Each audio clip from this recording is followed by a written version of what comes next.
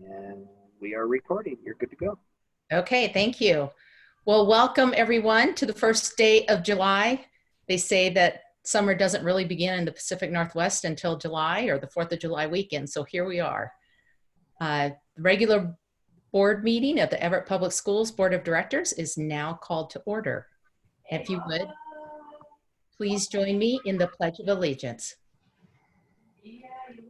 I pledge allegiance to the flag of the United States of America and to the republic for which it for which it stands, stands, one one nation, nation, under under God, God, indivisible, indivisible, with liberty and and justice justice for for all. for all. Oh, I will say that is so much easier in person. Business as always. Oh, wait. Will the secretary please call the roll? President Mason, Present. Vice President Lysine, Present. Director Berg, Present. Director Mitchell, Present. Director Nichols. Present. Okay. Our first item of business this afternoon is the adoption of the agenda, and I'm going to ask Dr. Salzman to please introduce the agenda. Thank you, Madam Chair. Thank you, Board of Directors, and to the public, good evening. Tonight's agenda contains the following: a segment for recognitions, the superintendent's report, a segment for board comments, a segment for public comments, a segment for routine business, a segment for strategic progress monitoring, a segment for information discussion, a segment for unfinished business, a segment for new business, and upcoming agenda items. Since publishing the agenda, the following changes have been made. Item 4.01, adoption of the agenda. The order of the agenda was modified and the timing sheet was updated. Item 5.01, recognition of new administrators. A school name was corrected. Item 11.02, COVID-19, online learning impacts and perceptions. The presentation was updated. And item 14.03, special meeting, August 18th, 2020 was added. The board may elect to change order of business by a majority of the vote of the members. Thank you. Thank you. Is there a motion to approve the agenda as amended? So moved. Is there a second? Second. It's been moved by Director Nichols and seconded by Director Berg to adopt the agenda. Is there any discussion? Hearing none, we will move to the vote. All those in favor, please say aye. Aye. All those opposed, say no. The agenda is adopted. Which takes us to section 5.0, recognitions. This afternoon, we have the privilege of meeting the district's new administrators. Typically, or this is a highlight of this time of year when we get a chance to meet folks. And I would say an in-person introduction is always preferred. But please know that the board welcomes you wholeheartedly, and we look forward to an opportunity when we actually do get to meet you in person. So with that, I'm going to turn it over and let the introductions begin.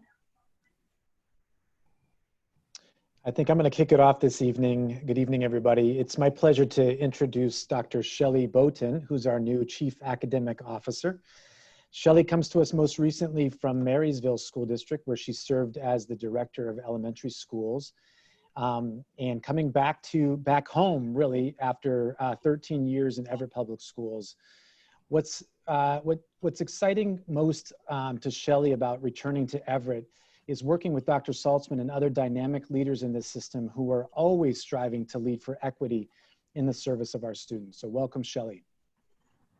Thank you, Dr. Scott. I just want to say, board directors, I'm so very honored to be back here doing great work in my home district, where I have an 11-year-old who will be starting as a 6th grader at Gateway Middle School next year. And I'm excited to bring my skills and talents back. And I just thank you so much for this opportunity. And we won't let you down. We're going to do really great things with amazing people here in Everett. So thank you. Thanks, Shelly. Thank you. I don't know the particular order, so I'm just going to let folks jump in. You got it. I'm going to introduce the North Region new administrators. And I feel very fortunate to share with you that Allison McGregor-Fornes is going to be our new assistant principal at Whittier Elementary School. Allison comes to us from Shoreline Public Schools, where she served as Director of Assessment and Student Learning. She has worked with a wide variety of stakeholders in her 13 years in education as a director, TOSA, secondary assistant principal, and classroom teacher. Allison is excited about working in Everett because she is thrilled at the opportunity to return to directly working with students, teachers, and families to improve student learning in the Whittier Elementary community after 4 years working in supportive learning at the district level. Allison, would you like to say something? And that way they'll know who you are too. Sure. Hi. Thank you so much for this opportunity. And I'm just really excited to join Everett and be in my home district and get back to working with students and teachers directly. Thank you. Thank you, Allison. Next, I'd like to share Monica Haule. She is our new assistant principal at Evergreen Middle School. Monica comes to us from the Kent School District. She is a recent transplant to Washington State from Texas and has been an educator for 10 years, serving as a teacher and school counselor. Monica is excited about working in Everett because this is her first role as an assistant principal, and she looks forward to learning and growing with this community. Monica.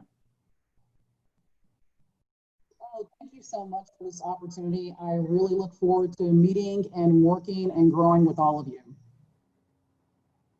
Thank you, Monica.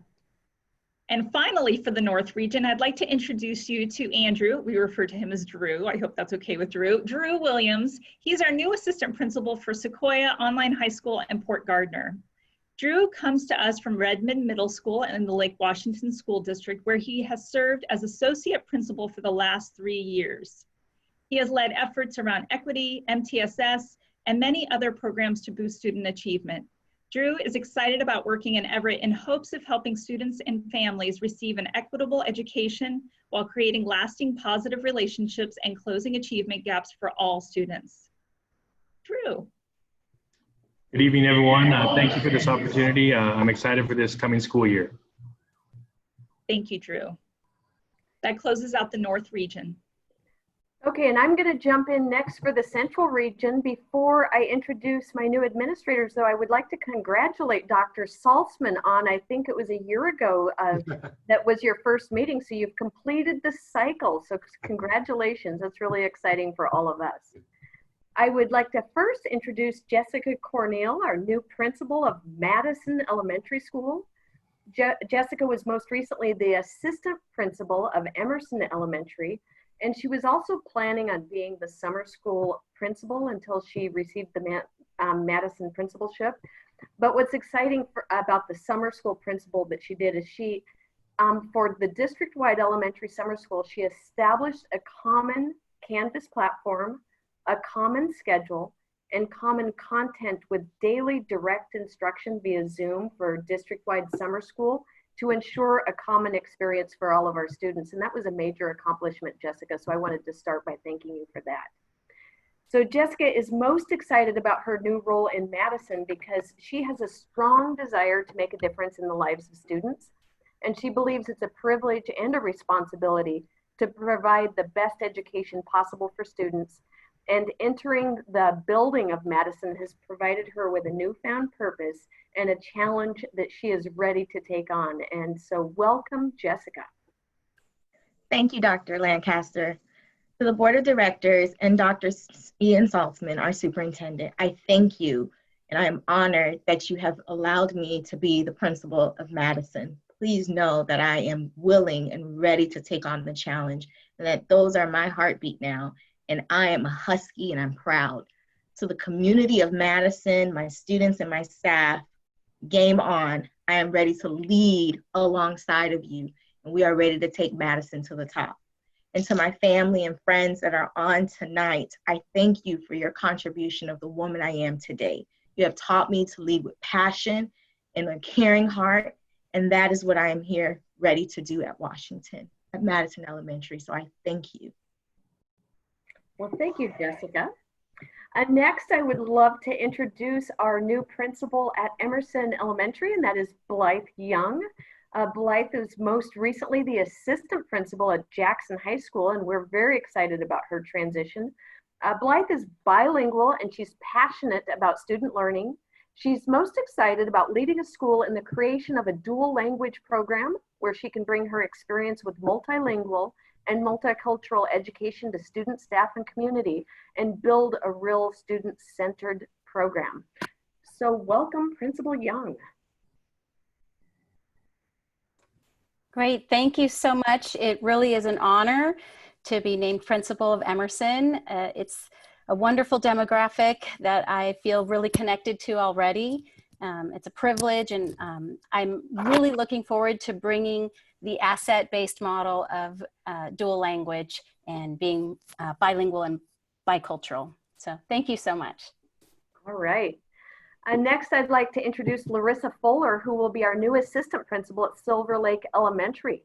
And Larissa comes to us from Palm Beach County, Florida. And we already know that we get some really quality people from Palm Beach County. So we're excited to have her. Larissa is excited to work in Everett because of the diverse community and the opportunity to grow and learn as a leader. She's looking forward to meeting and learning from the leaders in our district and throughout Washington State and learning from their experiences and what they have to offer. Additionally, Larissa looks forward to bringing her knowledge and experiences to our public school system and immerse herself in the culture and climate of the Everett community. So welcome, Larissa.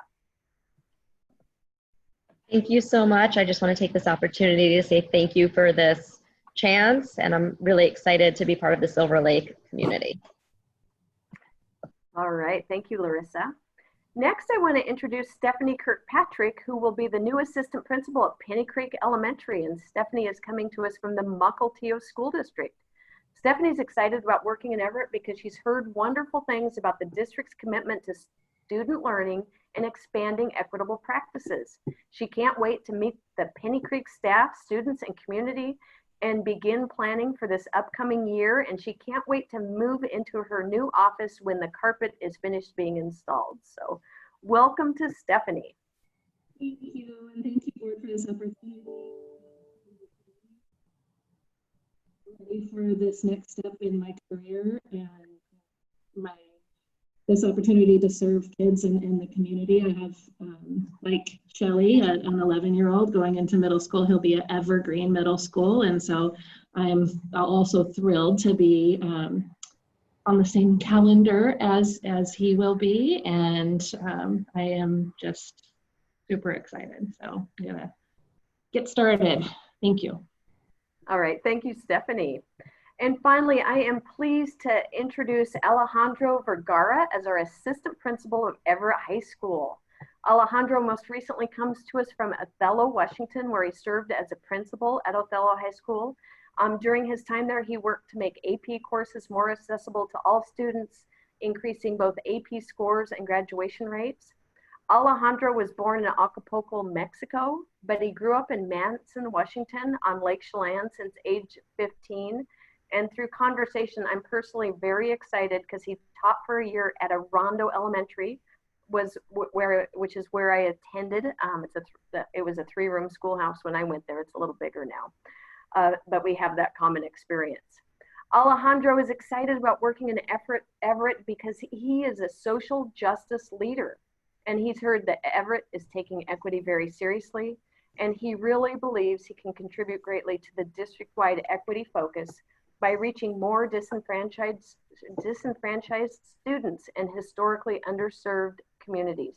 So we are very excited about having Alejandro here with us tonight.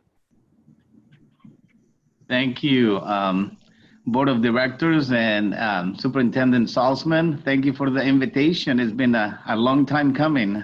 4 years ago, we came very close, and here we are 4 years later. I'm excited and thrilled with the opportunity to begin at the next phase of my professional career in the Everett Public Schools. And like I said in my introduction, I'm ready to roll up my sleeves and start working for the students, the staff, and the community that I will get the honor of serving as Everett High School, one of the Everett High School assistant principals. So once again, thank you for the opportunity. Thank you, Alejandro. And that concludes the Central Region new administrators. Welcome. And so I would like to welcome the South Region new administrators to Everett Public Schools. This evening, Monique Bean had an unexpected emergency that she could not attend the board meeting, but I would still like to introduce her as the new principal at Forest View Elementary for the coming school year. As you may know, Monique is already a member of the Everett family, having most recently served as an assistant principal at Tambark Creek Elementary School this past year, and having previously served in Everett Public Schools as the principal of Garfield Elementary School. I'm so glad, and so are her South Region colleagues, that Monique will continue to serve the students and families in the South Region of our district next year. Monique shared that she is excited to lead Forest View Elementary because of the strong commitment of the staff and community to support all students throughout their educational experience, and that dedication to kids permeates throughout the school and its community. So welcome, Monique. Now I would like to introduce Shelby Lysine, who is the assistant principal at Tambark Creek Elementary.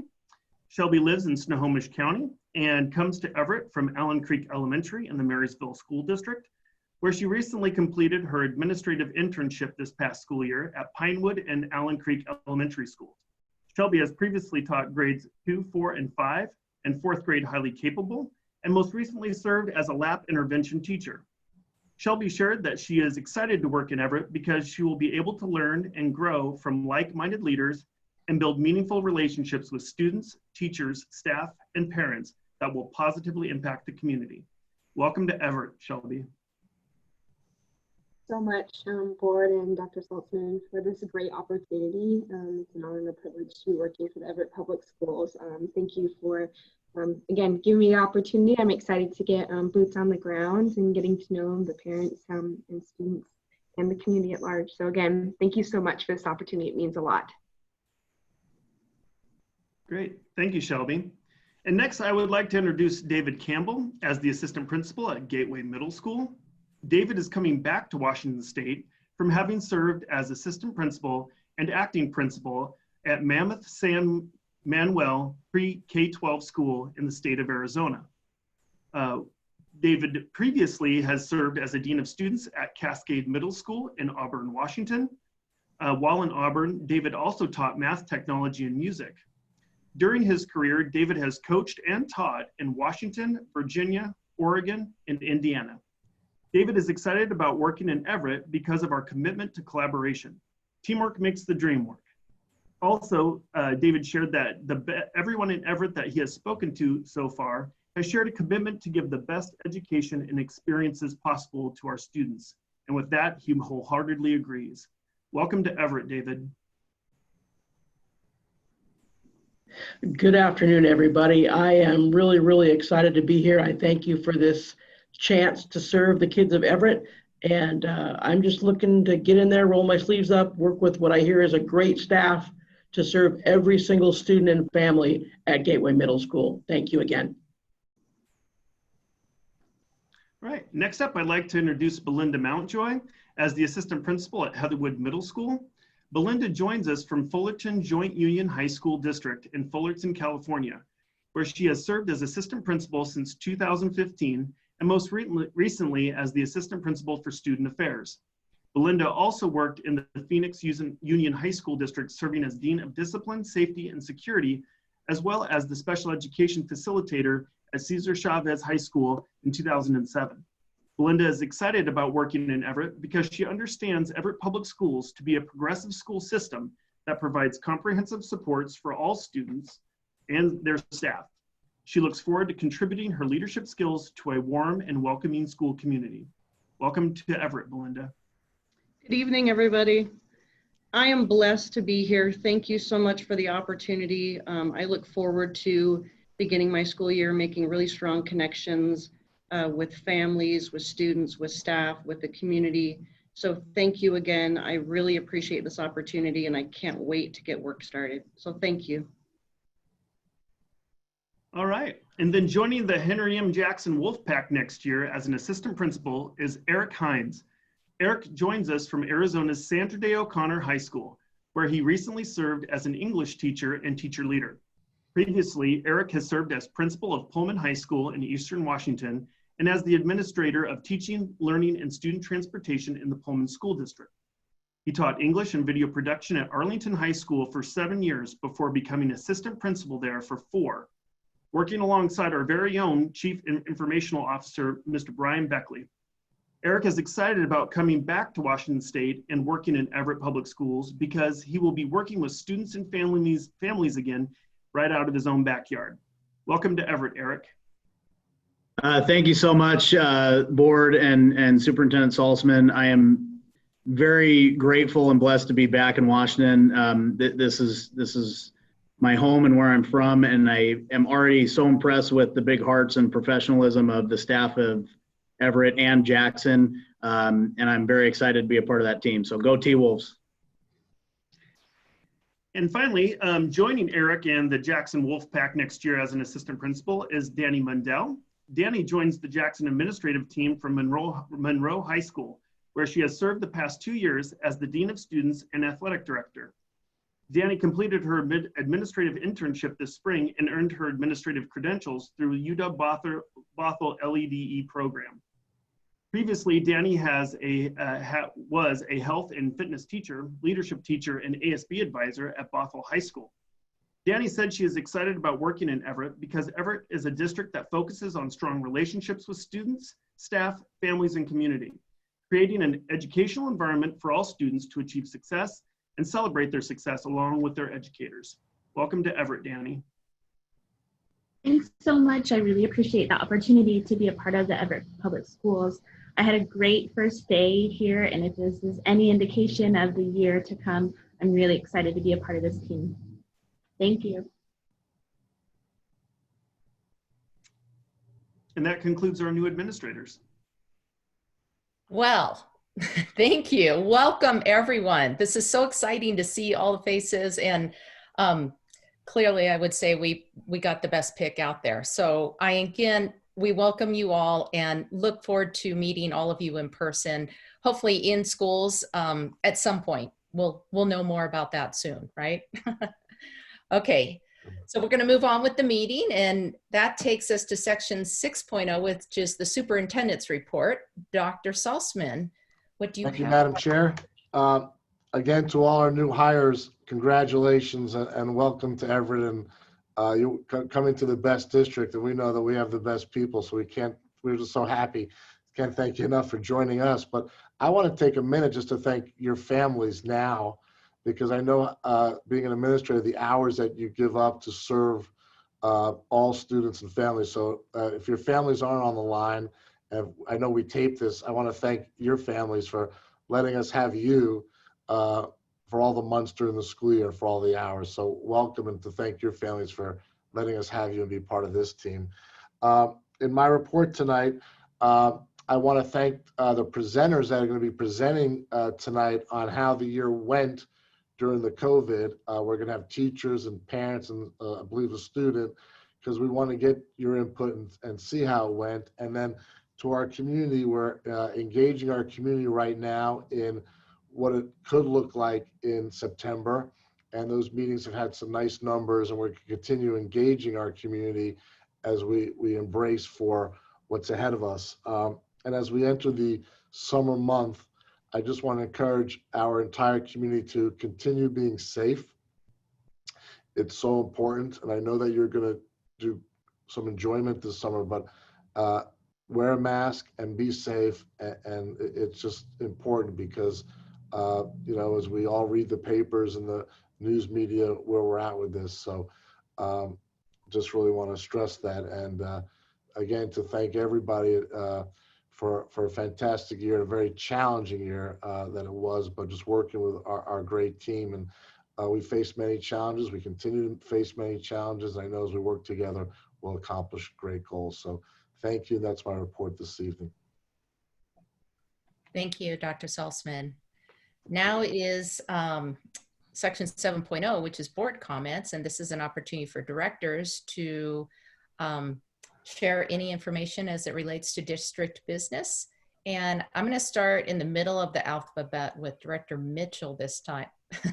Because I learned from my kids that having a last name that starts with M is not always the best thing, because you're never first and you're never last. You're just always in the middle. So we're starting with Director Mitchell. Well, thank you, Director Mason, because your name is also in the middle. I grew up with the maiden name of a W. So I don't do this anymore, but when you used to sit ordinally in a classroom, everybody looking to the front, A is in the front right corner, W is in the back left corner. I was so glad when I married a Mitchell, because my daughter could always sit in the middle. Then they stopped putting kids alphabetical in classrooms. So, but anyway, I would also like to congratulate Dr. Saltzman on 1 year. And I would also like to welcome the new directors. And I do not mean this in any special way, but it is very special to me that Shelly Bolton is back in this district, as she was my daughter's kindergarten principal at Penny Creek Elementary and then at Gateway. So I have known Shelly for the full 13 years of Becca's education, both as a principal as well as a community member, which has just been absolutely lovely. So I'm so glad she's back. And Shelly is free to tell a couple discipline stories that she had to do for Becca when she was at Penny Creek. If she ever wants to, I give her permission. Then I would like to just honor my company that I cannot say their name publicly because it's against our rules. But last Friday, two Fridays ago, if I'm looking at the calendar correctly, 2 Fridays ago, we did have a Juneteenth celebration for my company. And I don't know if I was a little bit late for our last board meeting, but my company is doing a lot for the Black Lives Matter, which it's really great. They're doing this globally. I have shared some of the things with Dr. Saltzman. That's why I'm speaking about it today, because they are giving us free Audible books. So I am listening to a book called Biased. And when I'm out on my walks, I am very embarrassed to be crying while I'm walking based on the stories that she shares. She does her research out of Stanford the writer does on police interactions with the community. On the Juneteenth celebration, my company did bring in some educators from around the country, and I took a picture of their names and shared it with Dr. Saltzman if we would ever like guest speakers like that, Black educators who talked about their history, what they're doing at their universities. And then also in communicating with our diversity and inclusion director, one thing that I would like to see if we could do here at this district is if it hasn't already happened, is have those sessions, and I would like as a board member to even be a part of them, because my leadership of my company is a part of them, is hearing from our Black families, maybe, and our Black staff about what have their experiences been in our district. Let's put ourselves in a vulnerable place, and let's make ourselves uncomfortable, because that's how we're going to feel the change, and that's what I keep hearing. And we did have a meeting yesterday where 2 of my colleagues were on this national call, and I had to text my boss afterwards and say, I am just so upset I have to take a personal day, that the pain that I felt because of what my friends had felt in their lives was just beyond anything I could control and could comprehend. So I appreciate the diversity of this district, the Everett Herald, speaking to our diversity of this district. My dogs want to say hello. I apologize for that. And I just hope that as we move into this next school year, that we continue to focus on the diversity and inclusion of each of our students, and that Black lives do matter. So thank you. Thank you, Director Mitchell. Appreciate you sharing that. And also, you will see as we go through upcoming agenda items that we have scheduled a study session for, half of it's going to be devoted to equity and later this month. So we will have an opportunity to have a more open conversation amongst the 5 of us, with input from the community and I believe students and staff. So look forward to that. Okay, so I'm sitting here and I'm trying to decide whether Lysine or Nichols is closer to the middle of the alphabet. I'm going to turn it over to Director Lysine. I was going to defer to Director Nichols because, you know, He's a little bit further down. I do also remember when my married name started with a T, and so I was always at the back of the room, especially like in gym class. You were always in the back because you were always in a row, and I always wanted to be up near the front, but didn't make it all the way up, but that's okay. I also want to welcome aboard all of the new administrators, and I just think it's so super that this block of new people coming in are coming from a wide range of locations, not just in the state of Washington, which is really great. I'm glad we see Arizona, we see Texas, we see Florida, we see a lot of locations. And that's a wonderful thing. And I want to see more of this. This is important. And it's important for our students and important for the work that we do. So this is fantastic. I hope to have the opportunity in the future to be able to knock on your doors and see you at your schools and actually have an opportunity to talk with each one of you. I look forward to that. It's important that we as board members get out and we are with our schools. And I appreciate that. I also want to say congratulations, Dr. Salzman. You've made it through a year. Now get out there and do 10 more. No, keep doing the good work that you're doing. Thank you so much for putting up with this environment. Nobody would have expected we would ever have this kind of environment. There's a lot of challenges that we face. We need to find a way to ensure that the voices that have been speaking to us are heard. We need to also make sure we're safe and our families are safe. This has been a very trying time. A lot of families were not employed at the time. A lot of families were scared and were worried about what was taking place. Some of you may know people who did not make it through because of the pandemic, the virus. It was very heartbreaking for me to listen to my daughter, who a friend of hers lost their father as a result of the virus. So I've also lost other friends who have lost relatives because of the virus. So this is a very challenging time. And we may be taking a break during the summertime, but it is still with us and we need to continue this work that is ahead of us. Please be safe, everybody, and I look forward to seeing you all in the fall. Thank you. Thank you. Director Nichols. I just want to echo everybody's congratulations to Dr. Saltzman and to our new administrators. I was really happy to see the diversity represented in this group. I love seeing more people of color in our administrative positions, especially women of color. Very happy to see that. So congratulations to all of you. I look forward to working with all of you and for all of you to do great things. Thanks. Thank you, Director Nichols. Director Berg? Yes, I ditto. I echo the welcome and congratulations to all of our new administrators. I am beyond happy just welcoming you here to our district, especially in this time. Congratulations to Dr. Saltzman. You made it a year in the Northwest with our weather. I just gold star for that. Bring a little more Florida sunshine. That would be awesome. But other than that, it's been a fantastic year, the best that we could make of it. A couple things. I wanted to say I thought the district did a fabulous job with the reopening schools forums that we did for the community and for parents.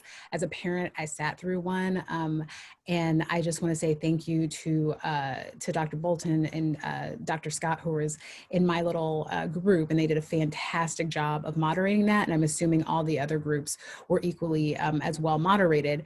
A couple of takeaways that I kind of just wanted to share. It seemed like folks really want us to be very mindful of students and mindful of the impacts of students and experiences of students. And I know I say that because we are, but I think it was just so eloquently stated over and over again, keeping the students central to our decision making, both in their health as well as their learning environment. But also there was a lot of talk about mental health and social emotional health. And so I just really want to just recognize and validate that we definitely heard you on that one. And then third, there was a lot of talk about PPE for our students. And I think as we go into these conversations, making sure that we recognize that a lot of the PPE that we know folks need and assume they have, some folks still don't have access to that. So we really, really need to be mindful of that as we're talking about reopening, not just for our staff and members on our campuses that are adults, but also for our kids as well. The last thing I wanted to share is just for all of you, new to the district or just coming in, and then the parents and everybody, just knowing that as directors, our door is always open and our emails are always there. And I love getting community emails. And one that I got this week that I thought was really awesome was asking for some data that they just couldn't find on our website. And I was able to share the data that was on the OSPI's website that addressed exactly what they were looking for. So I just want to encourage folks to not sit with those questions and not go, gosh, how do I find the answer, but reach out to someone at the district, reach out to us. We'll answer it if we can. We'll definitely get you to the right person at the district. But I always tell people to go to OSPI and that report card, because there's amazing data out there that will tell you exactly how not only our schools are doing, but schools all over the state. So just thank you to the parents that are reaching out in this moment. That's all. Thank you. That's a great reminder, actually, about the OSPI website. And also a great reminder to make certain that parents and community members know that we're accessible, and we often don't have the answers because there's always someone that has better expertise at the district typically, but that we are happy to help make those connections. I have to say congratulations to Dr. Salzman. It's been quite a year, and I don't think when you took the job back, I think that was last May, that you ever thought that this is what your first year as a superintendent would look like. So I also want to make note to all the new administrators that it is a year that I have never worked so hard on the school board because of all the changes that are happening in our community and in our district. And I've just been so impressed with the leadership of Dr. Salzman. I have also never received so many notes of thanks from staff and community members through all of this, appreciating his caring and thoughtful words in very difficult times. So he always puts people first over process. And I just so appreciate that about you. So congratulations on your first year. And yeah, as Director Lysine said, here we go to the next one, right? Probably not going to get much easier either, I have to say. Okay, we're going to go ahead and move forward. We are now on to public comments, and the board recognizes the value of public comment on educational topics and the importance of involving members of the public in its meetings. With the move to board meetings being conducted via Zoom, the district is now taking comments online prior to each meeting. As a reminder, public comment is a time for the board to listen to community input, and it is not a time for debate or discussion. Board members do not respond to individual comments, although as board chair, I am happy to provide follow-up to any comments when requested. Are there any public comments to be read this afternoon? We did receive one public comment via email. Okay, I'm going to have you read that, please. Okay. Everett School District School Board. I just read the article on the front page of the June 28th, 2020 Everett Herald regarding the Black Student Union. I have to say, to pander to a Black student union or any color union is extremely offensive. Why is this allowed? A school has a student body to include all, not to be segregated by race. Have any of you read the comments on the Everett Herald Facebook page regarding this article on students seeking equality? You should. They are very telling. Please read them. Lawsuits were mentioned. To have any group of students demanding anything is ridiculous. Where are the adults here, the leaders? Someone needs to stop the nonsense. Kids are kids.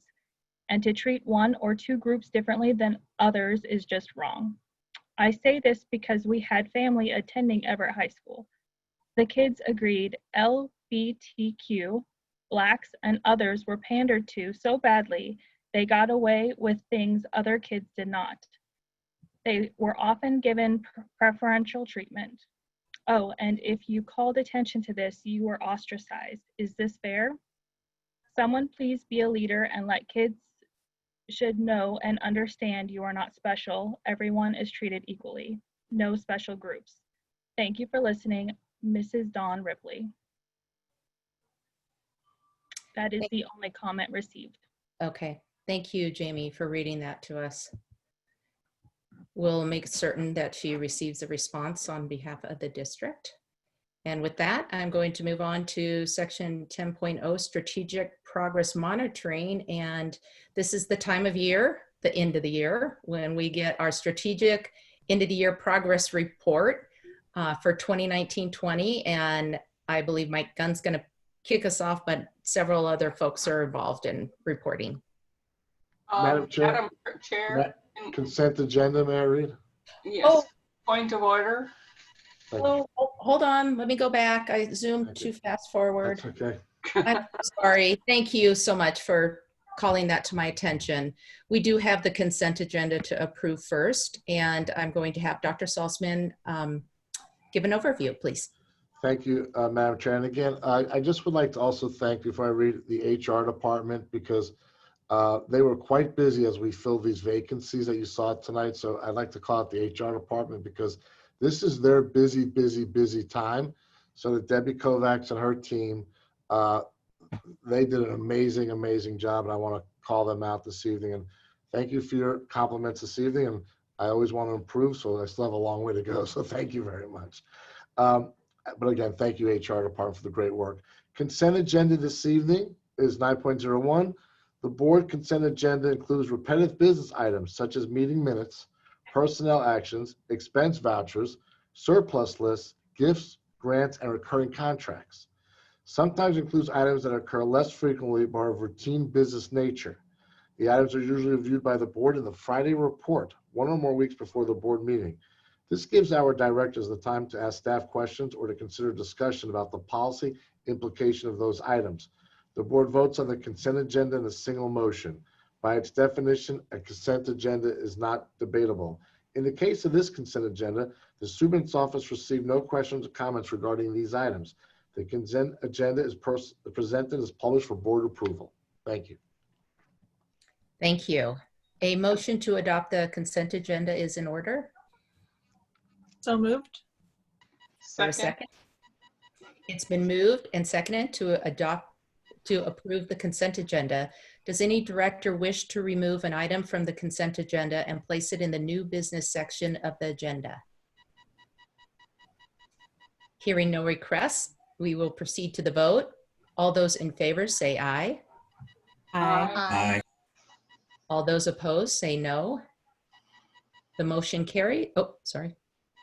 I heard all the other ayes, so the motion carries and the consent agenda is adopted. Thank you again for pointing out the skipping of that. And so now we will move to our strategic plan end of year progress report. Mr. Gunn. Thank you for that. And good evening, everyone. I'm going to share a screen with you all here. Get it on up there.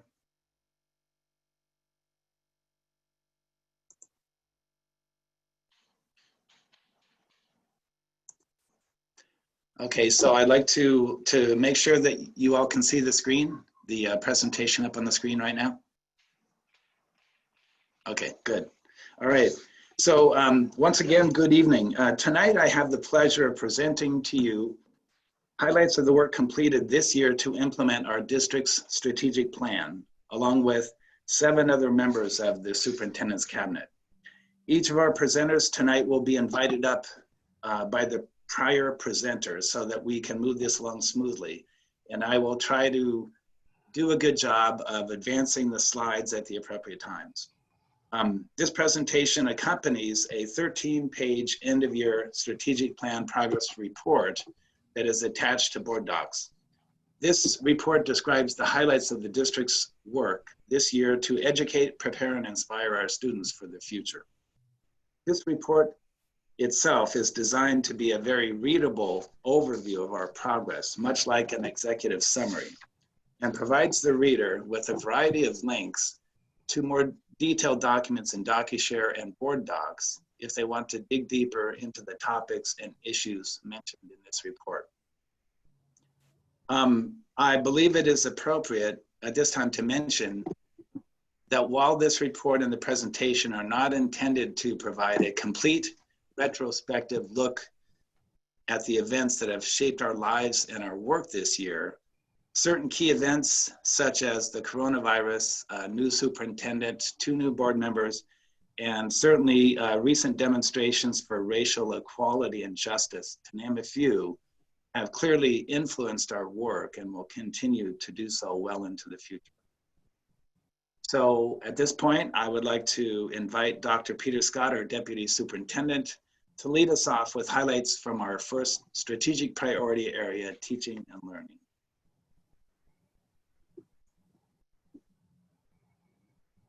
Thank you, Mike. Appreciate that introduction. Good evening, everyone. Our teaching and learning work is anchored on the 4 pillars, and you've seen these, and these pillars are alive and well. Dr. Saltzman introduced early in the year climate, culture, systems in instruction as the foundation of what it is that we do across the organization, but in particular teaching and learning to impact the end experience of students so that they can grow and achieve to high levels. In fact, we used it as recently as today as the underpinning of our new administrative induction. You've heard it be called the bus tour. It was a little bit modified in COVID times, but climate, culture, systems, and instruction were the thread through for each of our learning sessions today with the new admin, and will continue to be the anchor for their learning tomorrow and into the future. The priority work in our teaching and learning area focused on school improvement planning, instructional design, professional learning, and leadership development primarily. The student achievement and stakeholder perceptual trends that we discussed a bit in the mid-year report focused on celebrating the 95.9% four-year graduation rate and all schools performing above the regression line for low income level versus achievement percentile. And as a proxy for where we might predict their performance to be above that regression line is a good thing. We also have mentioned previously and want to underscore this evening, at the same time, we recognize that we have significant miles to go when we talk about overall proficiency of students meeting standard. And we think about students who have not yet met standard. That is our North Star. We don't yet have the proficiency rates in core academic areas across our system proportional to those high four-year graduation rates. They simply are not proportional. We know we need to apply that same tenacity, that same strategic focus toward instructional improvement in all core academic areas in order to accelerate student learning outcomes across the system, just like we have done historically for on-time graduation strategies. I'm going to pass this along to Larry Fleckenstein to talk about the importance of professional learning in our organization. Thank you, Dr. Scott. And as Dr. Scott had mentioned, our proficiency rates lag behind our graduation rates. And that is a focus of work that we embark upon each year to support students and improve student achievement. And that work begins in August by implementing a robust professional development plan for all staff in Everett Public Schools. To kick off our summer professional development is our Summer Leadership Institute with our school administrators and district leaders. We focus on both operational and instructional improvements to support student learning to drive achievement forward. But our administrators don't just do professional learning in isolation, only in their administrative teams. We believe that administrators, to move student achievement forward, must learn side by side with their instructional staff to create that continuous improvement and instructional leadership in each building that's required to support all students. And the way that we do that is we've done specific professional development with such presenters as Kristen Anderson, and not only to improve our school improvement planning processes, but also to learn the high leverage instructional strategies that teacher teams and collaborative processes can yield when we are working smarter and not harder to improve student learning. Next slide. Continuing on in our summer professional development, we work with each of our new teachers in Everett Public Schools in a robust four-day new teacher orientation that includes professional development on how to use technology for learning, to acquaint them in an orientation to the district through human resources, and then also classroom management and content and curriculum professional development to prepare them for those first 2 months in school to ensure that each student in each classroom has a successful experience and that our teacher workforce is prepared to support students in learning. And then rounding out the end of our August professional development is our paraeducator professional learning days.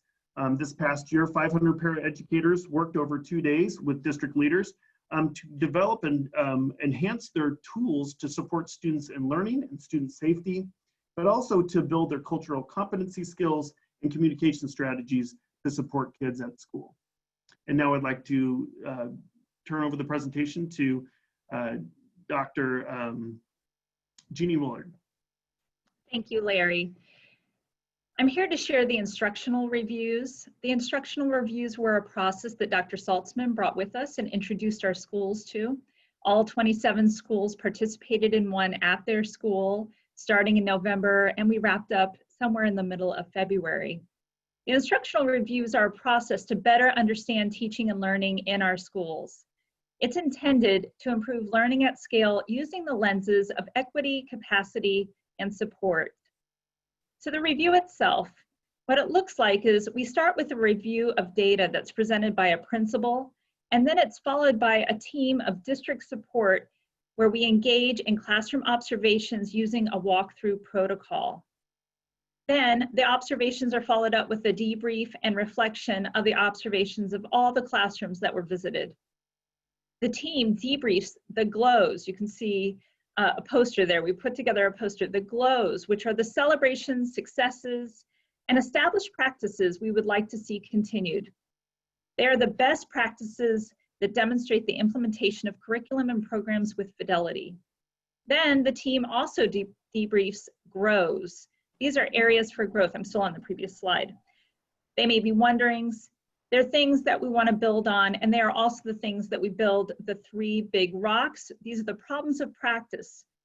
These are the areas where we want to leverage our collaborative work, the support we already have, really our curriculum teams, the tools and resources we have, so that we produce solutions in the near future. So we really look to plans that will focus on the next few months. Our instructional reviews are very solutions focused, solutions focused, and they're really using the resources that we already have in place. And now I'm ready for the next slide. Thank you. So this slide shares some of our themes and the support that were mobilized as a result of the instructional reviews. The list on the left in blue presents the improvement themes. These were generated from the problems of practice, or those big rocks I was describing, from the 27 school action plans. Those are the plans that were put together as a result of the reviews.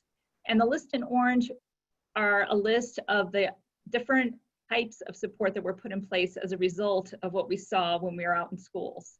Some of the common themes from elementary, middle, and high schools included ensuring rigorous and engaging instructional strategies, math proficiency, clarity of learning targets and success criteria, and attendance.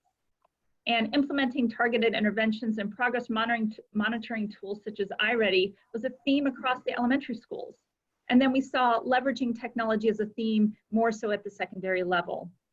Some of the supports that you see on the right include leveraging our school-wide efforts, leadership team focus, and curriculum team mobilization, and you saw quite a bit of job-embedded professional development. So schools designed and implemented walkthrough tools, highlighting look-fors for rigorous and engaging instruction. They noted learning targets, success criteria, and standards. And across the levels, you could really see an emphasis on the math support, on discourse and questioning strategies and best practices. We had common readings, modeled lessons, more professional development. We have a team here at the CRC that came out to schools and worked with those math teams. In addition, another area, just to wrap it up, was really around attendance, where we saw attendance teams really looking at unpacking their data and then coming up with solutions based on what they really saw in their own data. With that, the next slide, Dr. Sally Lancaster will continue the presentation. I get the opportunity to talk to you about student learning and engagement during the school building closure. As you well know, learning as we knew it came to an abrupt halt in mid-March, and we quickly had to transition to a virtual environment, and we've learned a lot through that process. One of the first things that we did shortly after the transition is build a student learning structures that identified learning zones and times, so families could have a structure that they knew how to anticipate and expect, and it was one of the instructional systems we put in place. We worked to monitor our digital instructional strategies and to scale up our best practices. One of the ways we did that was through virtual classroom learning walks, where we really wanted to look at how we could learn what quality instruction looks like in the virtual environment and how we could better support teachers in developing common practices and support students in engaging. So what was really great about those common classroom learning walks is we started doing those with teachers. Then there started to be teacher-to-teacher virtual learning walks, opening the door to common practices and giving teachers an opportunity to see how different situations were set up. It's really a collaborative practice that I hope we can continue with us in the face-to-face instruction. And then also we had opportunities to do a lot of professional development for people to engage in, and time to engage, also participate in job-alike collaboration. And what we found is that teachers that had the ability to collaborate together and share really worked to increase and enhance their practices, and it really helped improve the learning environment. So next I'm going to talk about racial equity. And again, I want to start by thanking the board for passing Resolution 1237, affirming our commitment to condemning racism and supporting peaceful protest. This has had a powerful impact on our students and our community, and we are in the process of getting copies of these made to be posted in each school office. As a result of events this spring, we've had an opportunity to hold many courageous conversations about race, to hear from our students, frankly, their pain and hurt about what is not working and how we can improve our system to better serve them. We are using that to develop a robust professional development plan and learning plan for all of our staff and students that we will begin rolling out in August. We're continuing our focus on student advocacy and achievement, and a lot of that will result in curricular adaptations, modifications, and changes, and eventually the development of an ethnic studies course. And as I heard mentioned in our administrative staff hires, we have really increased and ramped up our recruitment and retention of our staff, hiring our staff of color, because we really want to leverage this point in time to create changes and to draw in staff that is more reflective of our student population, not only draw them in, but work to support and retain them as well. So we've been very busy in this area. And with that, I'll turn it over to Brian Beckley. Thank you, Dr. Lancaster. In strategic priority area 2, there are 3 key action items I'd like to highlight this afternoon. The first is on professional development for staff. On this slide, you can see a data snapshot of professional development in technology from March 16th to June 18th. The circle graph on the left shows you the number of seats filled in our technology PD sessions delivered through the Canvas platform, which was just over 3,700. These were a combination of live sessions as well as self-paced tutorials. There was a combination of formats that took. The frontline technology PD number is an enrollment number that shows you how many individuals or how many seats took those for courses for credit. Not all of our attendees needed credit, so some just took it for one or the other, or both.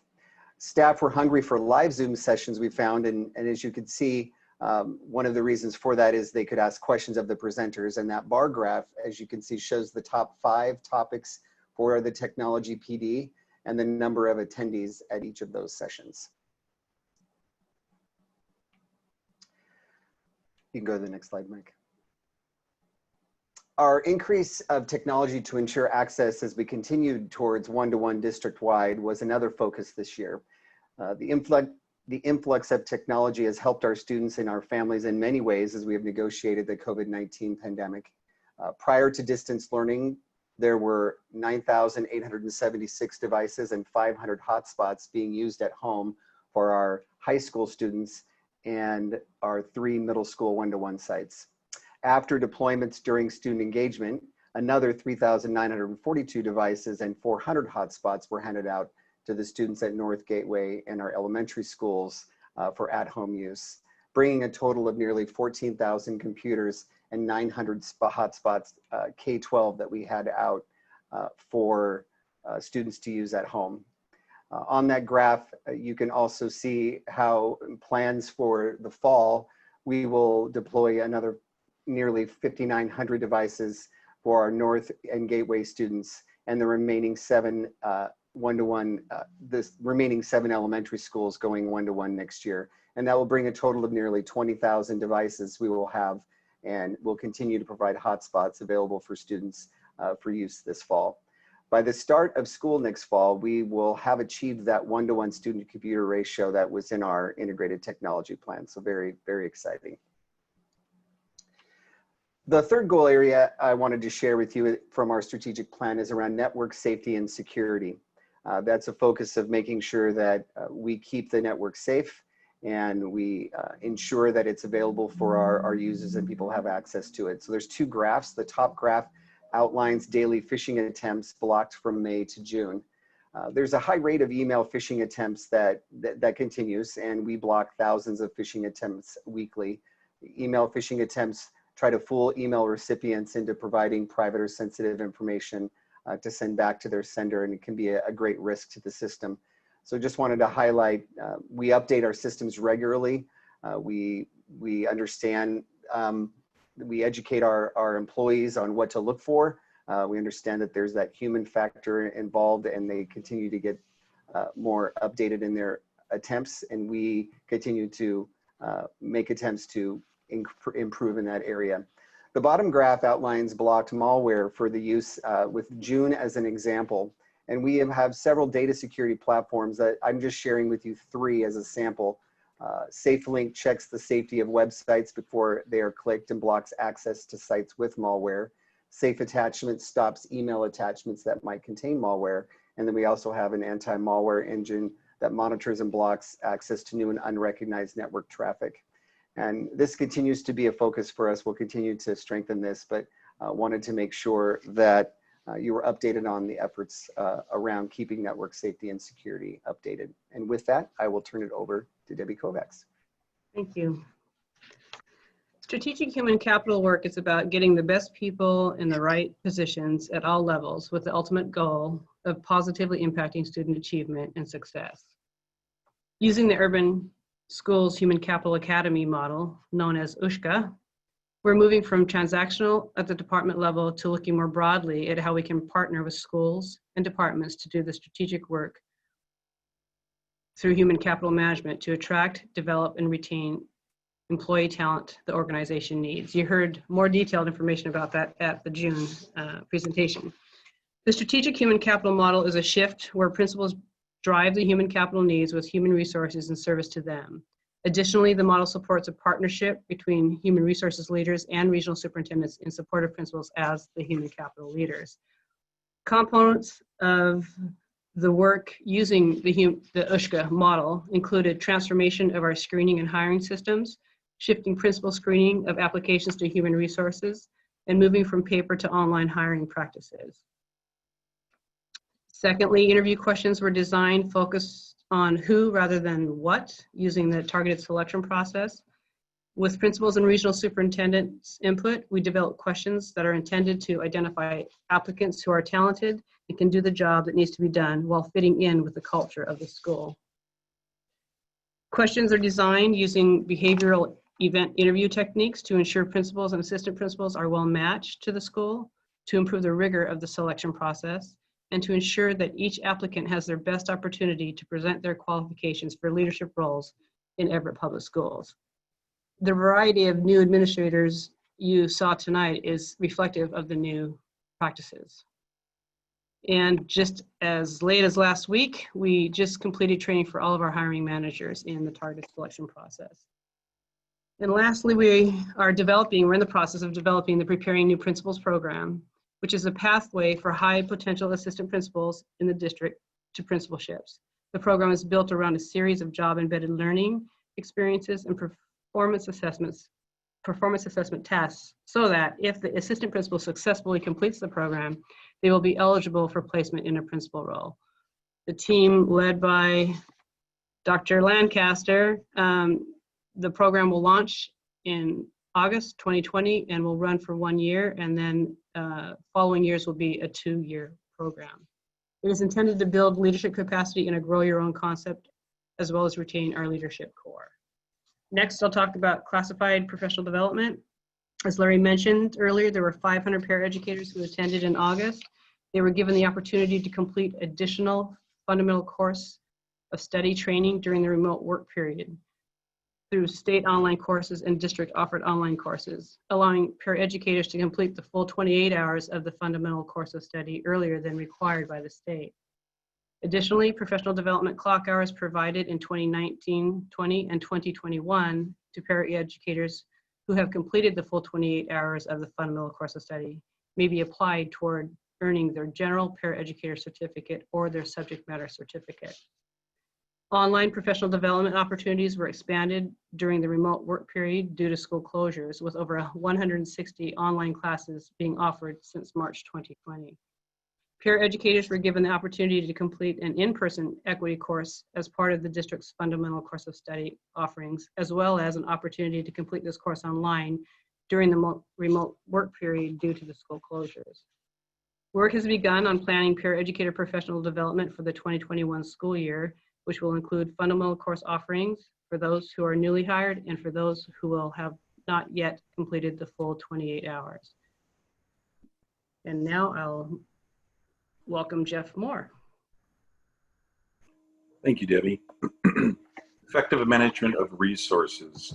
Exceptional bond ratings are always a point of pride. We are in the top 7 out of 295 districts, and when you consider our medium income, our housing prices, that is an exceptional result, and it's only possible with exceptional fiscal stewardship, and that begins at the superintendent and board level, and it's that ongoing fiscal stewardship over time that they measure. Each time you go and have your rating renewed, agencies look at the notes from the past, and when you predict use of fund balance down or increasing fund balance, and what you say happens, then you earn their respect and you have the credibility going forward. That saves our taxpayers dollars when we go out and sell bonds. It makes it a lower cost to do the work we do when we construct our buildings. Superior audit rewards. I want to thank the board members for attending the audit exit conference. We have had one audit finding in the last 20 years. Findings are the most extreme. We seldom have management level. That's the second level. And it's your participation in that that helps the audits prove to be a meaningful result. As you heard today, we are one of 4 districts to report at a higher level than required by the state. We issue a comprehensive annual financial report. And what that does in support of our bond ratings is it puts us in the same fiscal communication network as private sector and as other governmental agencies. So it puts us on par with what they do. You can see the quote from the rating agencies in our most recent result, and that is a point of pride for you and for us. Next page, please. That comes to fruition through long-range management of resources, whether it's the capital projects fund, whether it's our tax rates over time, or whether it's a 4-year projection. The legislature recently required a 4-year projection in our budget, and you will see that later tonight, and you saw it last week. But it's that commitment that demonstrates to the bond agencies that we're not reactive, we're proactive. And when we see a difficult situation coming, we make the right decision to do so. And with our Fiscal Advisory Council, we engage our community to do that. It's not it is a transparent, it's an engaging process, and it is a point of pride for our district in this report. And now I'd like to introduce Mike Gunn.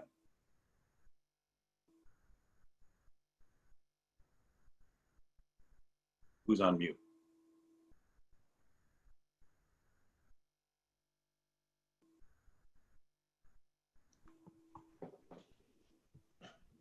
Mike, we were batting 1,000 there, but not anymore.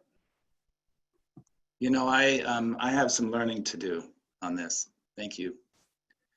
So I'm going to cover the major projects. Can you hear me now, Peter? Thank you. I'm going to cover the major construction projects from the 2016 bond program. The 3 major projects are listed on there, and we have some pictures also on the screen. Tambar Creek Elementary School opened up this last, well, a year ago, almost, this last September, and it had a really nice groundbreaking ceremony, and that project is all done, and our staff and students are very excited about that. The North Middle School project is also completed. Most recently, we finished off the remaining site work, the tennis courts and the parking lot and the athletic field and the track. So that project again is all done as well. North Middle School, by the way, was the largest of the projects in the 2016 bond. Tambar Creek Elementary School was the second largest. The third largest is Woodside Elementary School. It's a partial replacement and modernization of the rest of the school.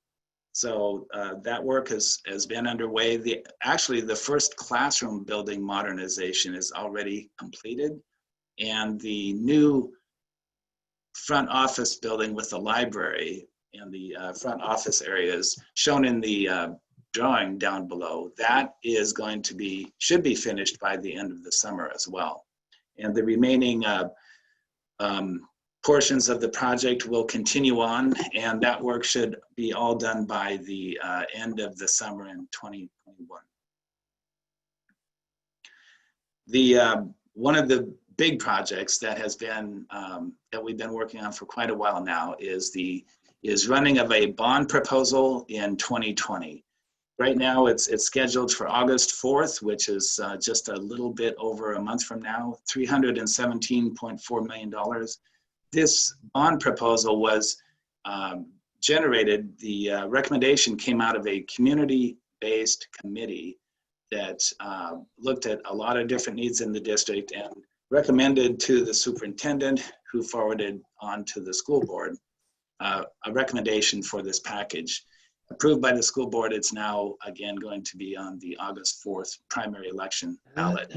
The 4 key components of this bond proposal are to give our students facilities and tools necessary for STEM career pathways, to increase safety and security for students and schools, to ensure students have enough room to learn by adding 21st century classroom space, modernizing and repairing building systems, and then also to provide equitable access and opportunities for students while not increasing tax rates.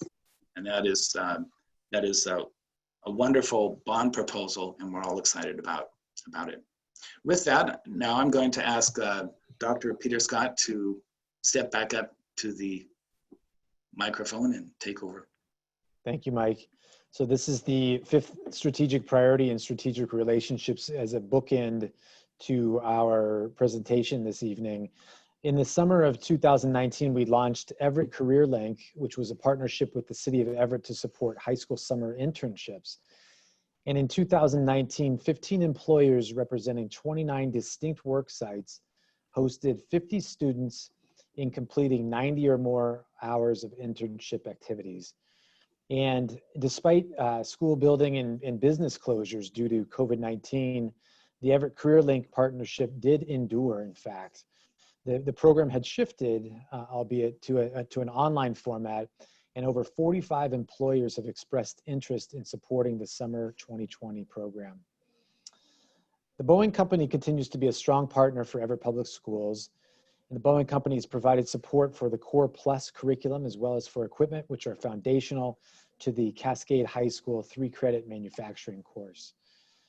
Providence Regional Medical Center, as was shared in the mid-year report, this year we have a new partnership with Providence called Project Search, which provides work-based experiences for 18 to 21-year-old programs and students with disabilities. Providence has also been a critical partner in the development of the simulation lab, which is now complete in the Everett High School vocational building, as well as the development of the Certified Nursing Assistant or CNA program in the ready to be launched in this facility. Finally, Everett Community College, our district partner with EVCC on a proposal with the Washington State Commission on Hispanic Affairs to submit a proposal to Career Connect Washington. This project, called the Career Connect Tech Academy, was awarded and will allow EVCC and our district to conduct a feasibility study for launching a regional P-Tech program. And that P-Tech program, which was originally developed by IBM, you may be familiar, P-Tech stands for Pathways in Technology Early College High, is a program in which students earn high school diploma, an industry-recognized associate's degree, and gain relevant work experience in a growing field. Next slide, please. While our district has afforded many partnerships in support of the physical, intellectual, and social, emotional health and well-being and safety of our staff and students, the partnerships we want to highlight here this evening in this first particular several bullets here promote the partnerships of our homeless students in serving kids in transition. The Homeless Student Stability Education Grant from OSPI partners the district with Cocoon House and supports an education advocate to support unaccompanied homeless youth. The Improving School Attendance Collaborative, funded through the United Way, brings together 22 community partners to provide resources and support for District McKinney-Vento families or kids in transition. A partnership with Washington KIT program provides basic needs to homeless children enrolled in Snohomish County schools, including students in our district. While many needs of KIT students and families can be met by way of McKinney-Vento funds, this partnership supplements by filling in gaps such as food, emergency, shelter, a temporary hotel stay, for example. And finally, to round this particular piece out, the district continues to host regional McKinney-Vento meetings attended by Snohomish County School District staff, OSPI, so many different educational agency partners, ESD 189 out of Anacortes, Department of Children, Youth, and Families out of Olympia. Last slide, Mike. The district's partnership with the Washington Alliance for Better Schools, or WABS, supports our Natural Leaders Program. And you've heard a lot about how wonderful the Natural Leaders Program is. As you know, probably know, the Natural Leaders Program are a conglomerate or a very collaborative group of multicultural parents and family members that serve as a bridge between families and their schools to create a more cohesive community. We've also partnered with the NAACP Snohomish County and Everett Community College's Diversity and Equity Center to implement the Youth Development Program, or the YDP, which has been designed to meet the specific needs of students of African descent.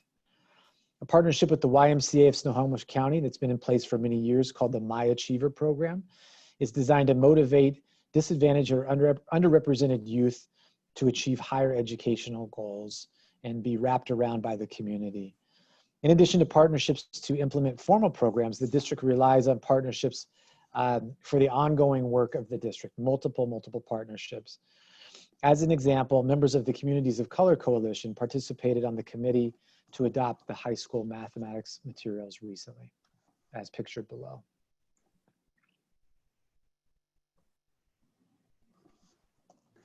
Okay, so at this point, I'm going to just make a few concluding comments. I'd like to thank all the cabinet members for their work to prepare this presentation and report, as well as all of the leadership over the entire year. It's been quite an amazing and unusual year. I hope that the board members have enjoyed this overview of the accomplishments and frankly, some of the challenges that we are experiencing. And I wanted to finally thank the board for allowing us this opportunity to serve and to report out to you. Thank you very much. Great presentation, a lot of good information. And at this point, I'm going to turn it over to directors for questions or comments. And if we could take the presentation down so I can see people, that would be helpful. Thank you. Directors, do any of you have comments or questions this evening?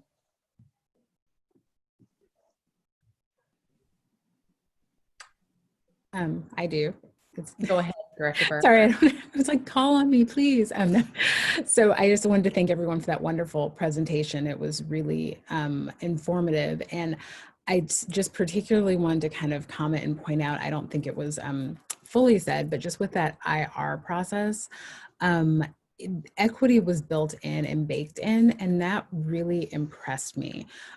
It wasn't a tag on at the end, but Joy Grant was in every IR review that I attended at every school, and having her really put equity in the sense of bell to bell instruction time and speak to equity as a part of just the fiber and the fabric of the school, and not just oh yeah, we have to check the box.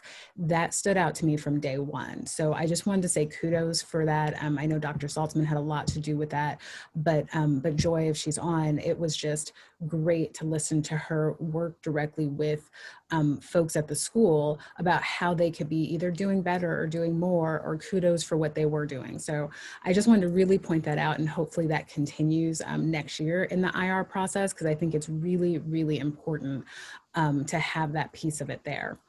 The second thing I wanted to ask, and I think this is for you, Debbie, just with HR and with the hiring, something that came to mind during last month's presentation, at some point, could we see a metric for how many folks of color applied for teaching jobs? So I know how many we end up hiring. Mm-hmm. If there's some metric of how many applied, and that way, not for any reason other than to say, like, maybe there's something about us, right? Like maybe we're getting, are we not getting them to apply, or are we not getting them over the finish line into our district? So just absolutely, we're working with the system to pull those metrics, but we'll share them. Yeah. Mm-hmm. That's all I've got. Thanks. Yeah, this is Tracy. Caroline, is it okay? Please. Yeah, because I want to pull off of what April just said, that our diversity inclusion person said the same, asked a similar question about when they say they can't find diverse candidates. And it's not education, it's different company, different services, but he goes, well, I know 5 people right now I could bring in. And so it is sort of like, where are even our resources with our diverse staff? Who do they know that could help us with that? So I appreciate that. And it is just the diversity too, that we look at diversity in so many ways. So Sally, I appreciate your portion that we are listening to the students who are Black and letting them be vulnerable to us and us being vulnerable to them. That's an essential thing right now. But then also something I appreciate that wasn't spoken to here, but I know it happens. It is the LGBTQ work that we continue to do, and all of that. And again, I keep talking about my company, but it was our diversity inclusion guy lives in Los Angeles, and how much that the Black Lives Matter walks included trans women and Black trans women, and just how that we have to look at everyone. And so it is, that's just, sorry, my soapbox right now, which I think that's what I have to do, is lend my voice to this. But I appreciate too all of the teaching and learning with the changes that happened this year that I believe we did is probably better than could have been imagined, with the changes with the coronavirus and the shutdown of schools. And so I think that I just want to thank you all again for the work you did in these extraordinary times. Thank you for sharing that. Director Nichols or Director Lysine? Go ahead, Director Lysine. I'd just like to say, Mike, thank you, and all those who participated in your presentation. It's really great to be able to get a synopsis of where we've come, because we've come so far in establishing a strategic plan for the district. And then, you know, we constantly look at it, we constantly evaluate it and do the analysis that are necessary to it, and we tweak it when it's necessary. So thank you so much for the work that you've done. I do recall the times when we sat in different school libraries with the little yellow stickies and placed them on the walls with the community members when we established this strategic plan. So yeah. Well, that thank was you a lot very of work. much. Thank you so much. You've done so well. This is good. You're We're welcome. going forward with this, and I appreciate that. Mhm. Thank you. Director Nichols, do you have any comments or questions? I actually just really appreciate the written report and the links to more information. It saves me a lot of time and having to email you all back and forth and ask the same questions that you've probably been asked like 500 times. So that piece of it, the presentation itself, it's great for our community members. I think for us, sometimes it feels like a shotgun blast to the face. There's a lot of information coming at you. But otherwise, I really, really liked that written piece. And if that's something that we make a habit of, man, I'm going to be super happy with that. So thank you all for your hard work. Well, thank you. And by the way, we do put that report up on the website for the community to see as well. Thank you for noting that, Mike. I think looking at this report, it's, you know, the presentation is such a shortened version of truly the work that gets done.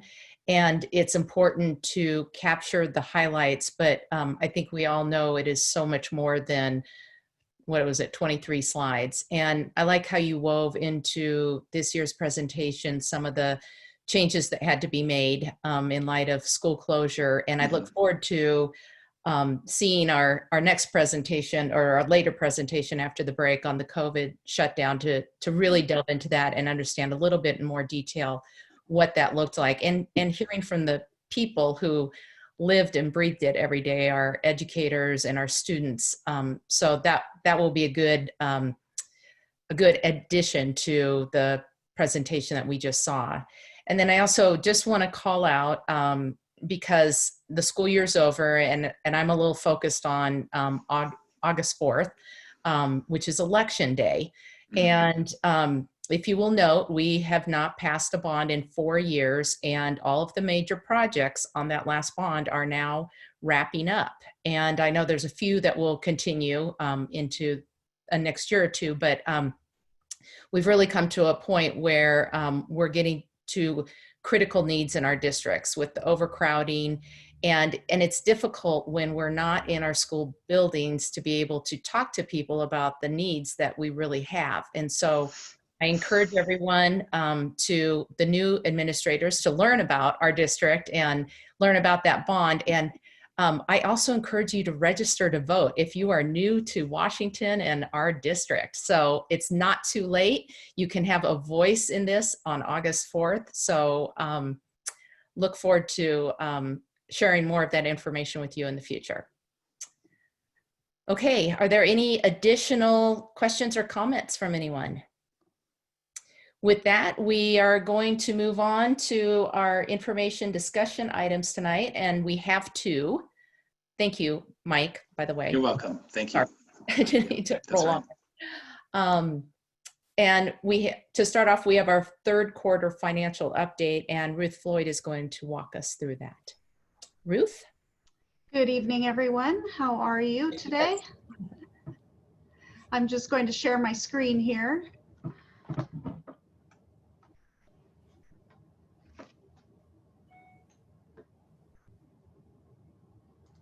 Can everyone see that?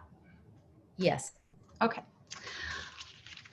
All right, so third quarter financial update for you today. I wanted to just give you a quick alignment of our actual district operations with our operating budget for the 1920 school year. I will go over 5 funds, a little bit more detail on the general fund, and then the other 4 funds as well. For general fund, here's a look at our enrollment through May. Our annual average FTE, which is what we're funded on, is slightly above budget, mainly due to transitional kindergarten that began mid-year. Projected revenues are in line with prior years, except the apportionment schedule changed this year to where we receive less funding in the October-November timeframe and more in July and August. So you'll see those revenues pop up a bit in the fourth quarter because of that. Our projected expenditures for the year are $326.6 million. They in some areas decreased to the physical school closures, but we anticipate expenditures will accelerate in August as we get back to our new normal. Projected ending fund balance is estimated at $32.8 million, which is about 10% of expenditures.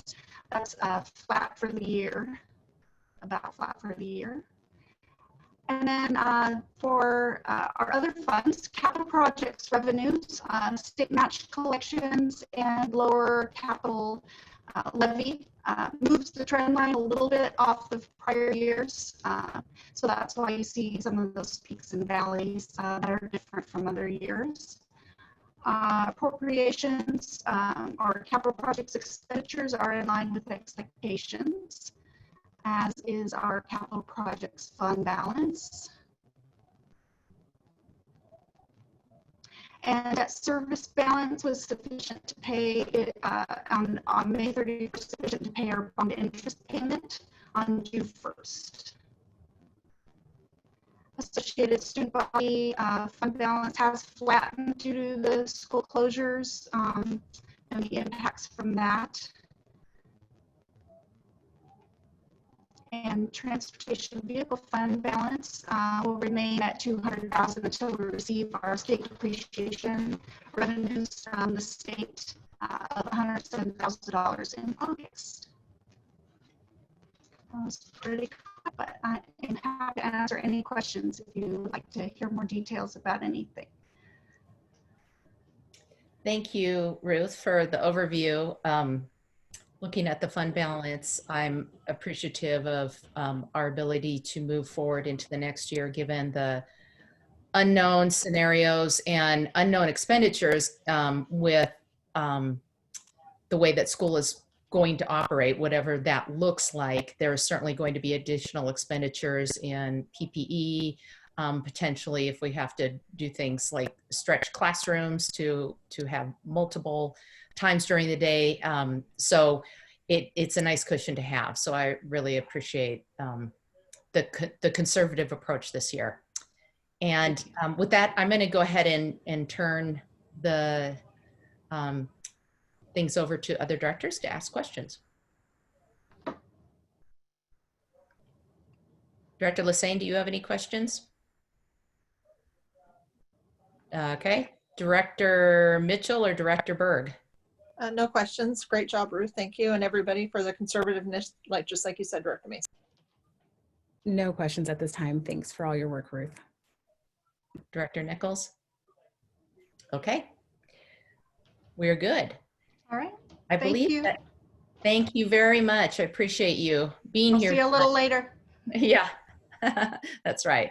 So we have come to the point in our agenda where we have scheduled a 15-minute break. It is, my clock says 7:04, but I'm going to call it 7:05 just to make it easy math. And we will reconvene at, wait, sorry. 6:04. Well, okay, so full disclosure, I'm on Idaho time right now, so I'm an hour ahead of everyone. So yes, so we will reconvene at 6:20 and we will see all of you then. Thank you. Great, thanks.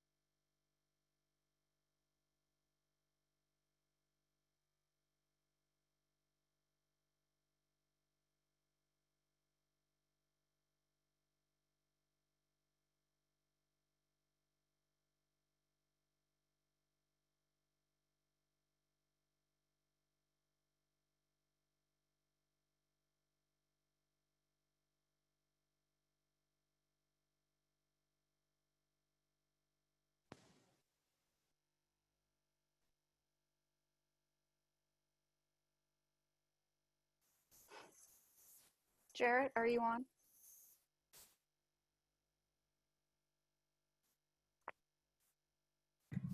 Yes, I am here. Okay, am I sounding any better?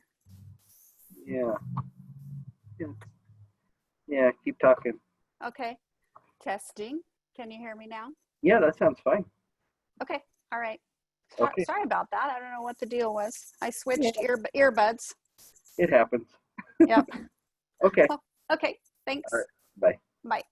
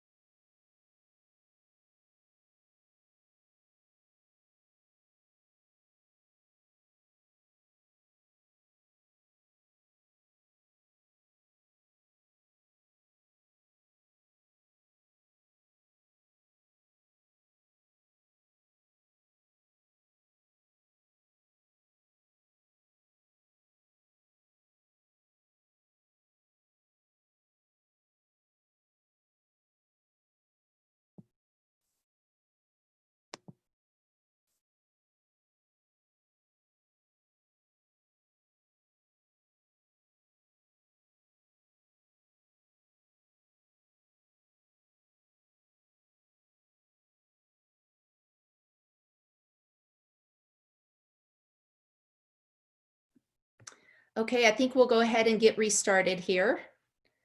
We have one more item under information and discussion this evening now, I guess. We will be getting a COVID-19 online learning impacts and perceptions update. And I believe Peter Scott is going to start things off. Yeah, I think I'm going to start things off. Yeah, thank you, Dr. Mason. Yep. Okay, thank you. Yep. So can you see the presentation? We can. Okay. We want to start out by talking a little bit about the communications, the teaching and learning, the technology aspect of perceptions of from the surveys that we did about how we did during COVID-19. We're going to have some community members give their perceptions of what they experienced during that time, and then Mr. Moore is going to talk about financial impacts at the end. So the first piece we want to talk about is communication. So we've done 3 surveys about how we did, how we're doing, how we could do better during the COVID-19 school building shutdown. The first one came out in April, so it was about a month after we started doing remote learning. And we had 1,186 respondents. All of them were English respondents. And then we did it again at the end of school on June 18th.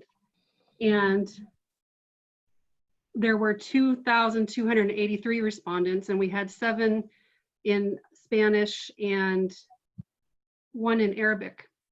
And then 2,275 were done in English. And then we have a survey actually going on right now. So the survey right now is more about what we can do, what we think the fall should look like, and different concepts of what people think should happen in the fall. And that survey is open until Friday, which is July 3rd. And so far we've had 1,500 students respond to it, middle and high school students, 3,600 parents, and 1,200 staff.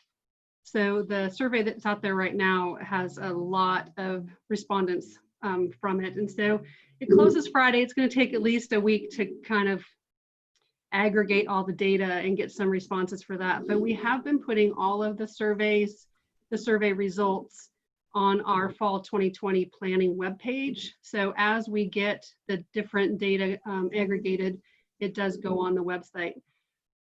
So we want to tell you a little bit about the difference between the April survey and the June survey. Normally we like to do the exact same survey twice so we can compare and see how we've made improvements or need to make adjustments.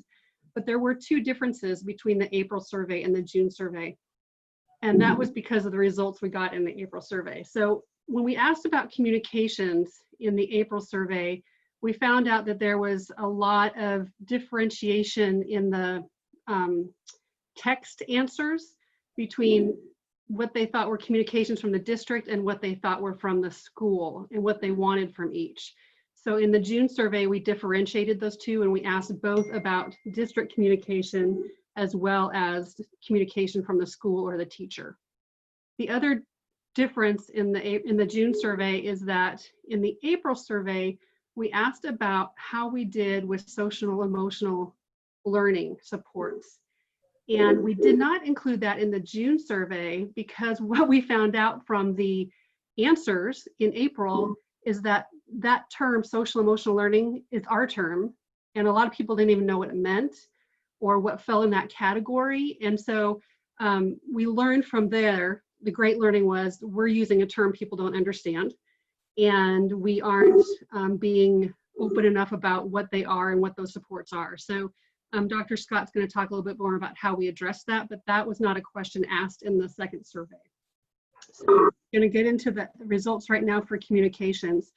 So in the April survey, when we asked about how we were doing for providing clear and consistent communication, you can see the results here. We had about 77% hit in the good, very good, or excellent category. And then when we went and divided it up into the June surveys, we did, this is how did the school and teachers do at communicating with you. So we could see very specifically what they thought about how their school and teachers were communicating. And that was about 81% in the good, very good, and excellent category. So there was improvement in the overall positives. And for the district for June, the overall good was at 86%. So if you put the two June results together, there was improvement in the overall good, but it was good for us to see where they thought, especially from a lot of the comments, where they thought we could use improvement on the two different pieces. And you can tell here from our community feedback synopsis from both the April and the June, we did have a lot of split feedback. Some people said you are communicating way too much, and some people said you are not communicating enough. And also the consistency and the helpfulness of some of those communications. So some of that has to do with clarity. We need to make sure that the way we communicate is very clear, and also that we can reach people the way they want to be reached. Lands of improvement for us, one thing that we've heard across the board is that they really would like teachers to communicate through the same platform. So if they have more than one teacher that they're dealing with their child, they don't want to have to figure out if they're going to get an email or a phone call, or if they have to go to the website, or if they have to go through, you know, all the different platforms that we have. They just want to know, this is where I go, this is how I'm going to hear, and this is what I'm going to learn. And they also asked us to make sure just to communicate something when you really have something final. Don't keep communicating about this is what looks like it's going to happen, or this is what we think is going to happen, or if you know it's going to change, wait and then communicate when it's something final, so we don't keep getting iterations. And that's, you know, something we learned very clearly through this, because our information changed every day. You know, what we thought we were going to have to do changed every day. So to figure out how we can make sure that we're giving a clear and consistent final answer to our community is important. And the other thing we learned is that the district would communicate something, and then they wanted to hear what that means for my child. So they want the school or their teacher to say, okay, this is what is coming down from, this is what the district is doing for grading. What this means for your child is this. So they really wanted to have a very personalized response from their school or their teacher, so they knew how to implement or how to react with that information based on their own family situation. So that's the general feedback that we got on the communication surveys. Kathy, And, yeah. I'm sorry to interrupt. Do you have are you in control of the presentation? Is there an option to make it full screen? I had it full screen. Is that not, let me see. Kathy, can you go to slideshow and then? Isn't that what this is? No. I would exit out of that and then go to the top bar and see if you can do slideshow from current slide. See if that works. That's what I just. Yeah, so Kathy, where it says display settings, if you click on that and say swap, there you go. Law. How's that? Thank you. Perfect. Okay, so I hope you could see what I was talking about, but now it gets to go to Peter. We're fine. Thank you. Thank you. Thank you, Kathy. And so in that similar way that Kathy calculated the combined positives here, so the question in April around how well we're doing providing learning opportunities for your child. If you look at the combined positives, so good, very good, excellent, it's 77.7%. But we absolutely need to be paying attention to the about quarter of the respondents that said fair and poor. And if you flip the slide, Kathy, moving to June, we have a combined positive of 73.1%, so slightly lower than in April. And the movement there, as time went on, fewer respondents said or weighed in as poor with respect to the same question. 5% more said fair. So there was some movement between good and fair. And so over time, we needed to pay attention to a combined positive moving from 77.7 to 73 over time. And determine what that means and drill down into some of the specific commentary about why that is. Next slide, please.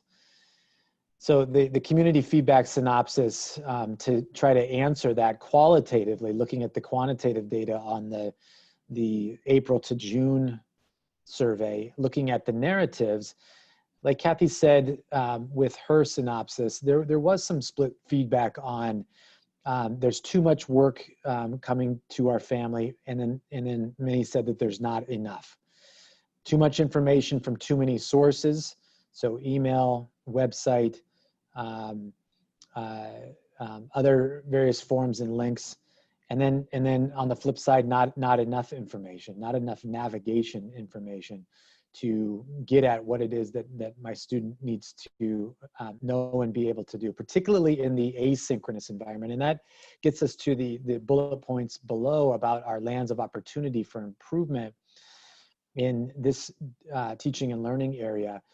And it's clear, and there were many statements about moving beyond engagement. There's lots of praise, lots of positive comments as well, lots of appreciation, and as you can imagine, with parents at school, or at home rather, excuse me, that became school for everybody in the household. The idea that moving beyond engagement and assignment of content. So the more frequent check-ins, more developmentally appropriate synchronous learning. And by that we mean in real time, direct instruction using video conferencing like what we're doing here with Zoom, and more frequent check-ins within the learning zone. So we had described a couple times in this spring the powerful inputs during the learning zone, but many parents wanted more developmentally appropriate synchronous learning, and then more meaningful asynchronous learning with parent support. So lessons that were standards aligned, lessons that came with more coherent support instructions for home, particularly for our primary students in grades K-3, where that support is intuitively vital for them to be able to access content. And then, as Kathy mentioned, streamlining platforms for clarity and predictability to decrease navigation time and increase learning time. Go ahead, Kathy, thank you. So as you recall, back in April and May, we discussed developing a system for teachers to track student engagement once per week on Wednesdays, using a column in their grade book so that teachers, students, and parents had a singular place to go and monitor that engagement. So that was our wide scale approach throughout the year, throughout the spring, once we put that in place. And as you can see, we had roughly on average about 83% engagement. That last week in particular is somewhat of an anomaly, given that that was the last week of school. Lots of seniors had moved along. I want to just point out, though, that this weekly engagement reporting on a technical basis, it was accompanied by principals tracking at a more micro level, along with their leadership teams, their counselors, front office teams, to identify students who were infrequently engaging and in some cases not at all. And by percentage, we have very few kids that were not at all, but I can tell you there was a proportional response for all hands on deck for the kids that simply they hadn't been able to connect with. So that this include monitoring those local spreadsheets, phone calls, home visits, other continued attempts, multiple attempts to reach out to families, which then mobilize those staff supports. And in many cases, leading to the identification of basic needs like food shortages, for example. One of the things that we were really pleased with that was in some ways something that clearly that we had never done, and that is a remote administration of a large-scale diagnostic assessment. And kudos to Dr. Catherine. I want to call out Dr. Catherine Matthews and regional superintendents. Dr. Saltzman is a huge champion for the idea of needing to drive clearly and having exhausting the data, the analytical tools that we had at our disposal, to exhaust those so that we can drive clearly over the summer and fall to the greatest extent possible. And by driving clearly, we mean taking diagnostic data and using it to drive instructional interventions. And the great thing about iReady is that those instructional interventions are tailored, standards aligned, and tailored to the individual needs of the student, wherever they are developmentally, wherever the diagnostic shows their growth or stagnancy. So we didn't want there to be a gap from the administration in the fall and the administration in the winter, and then have nothing in the spring. So again, I mentioned the idea that we would intentionally outreach to parents. And again, kudos to Catherine and her team for parent support at the K-5 level as to how to proctor or administer this assessment at home.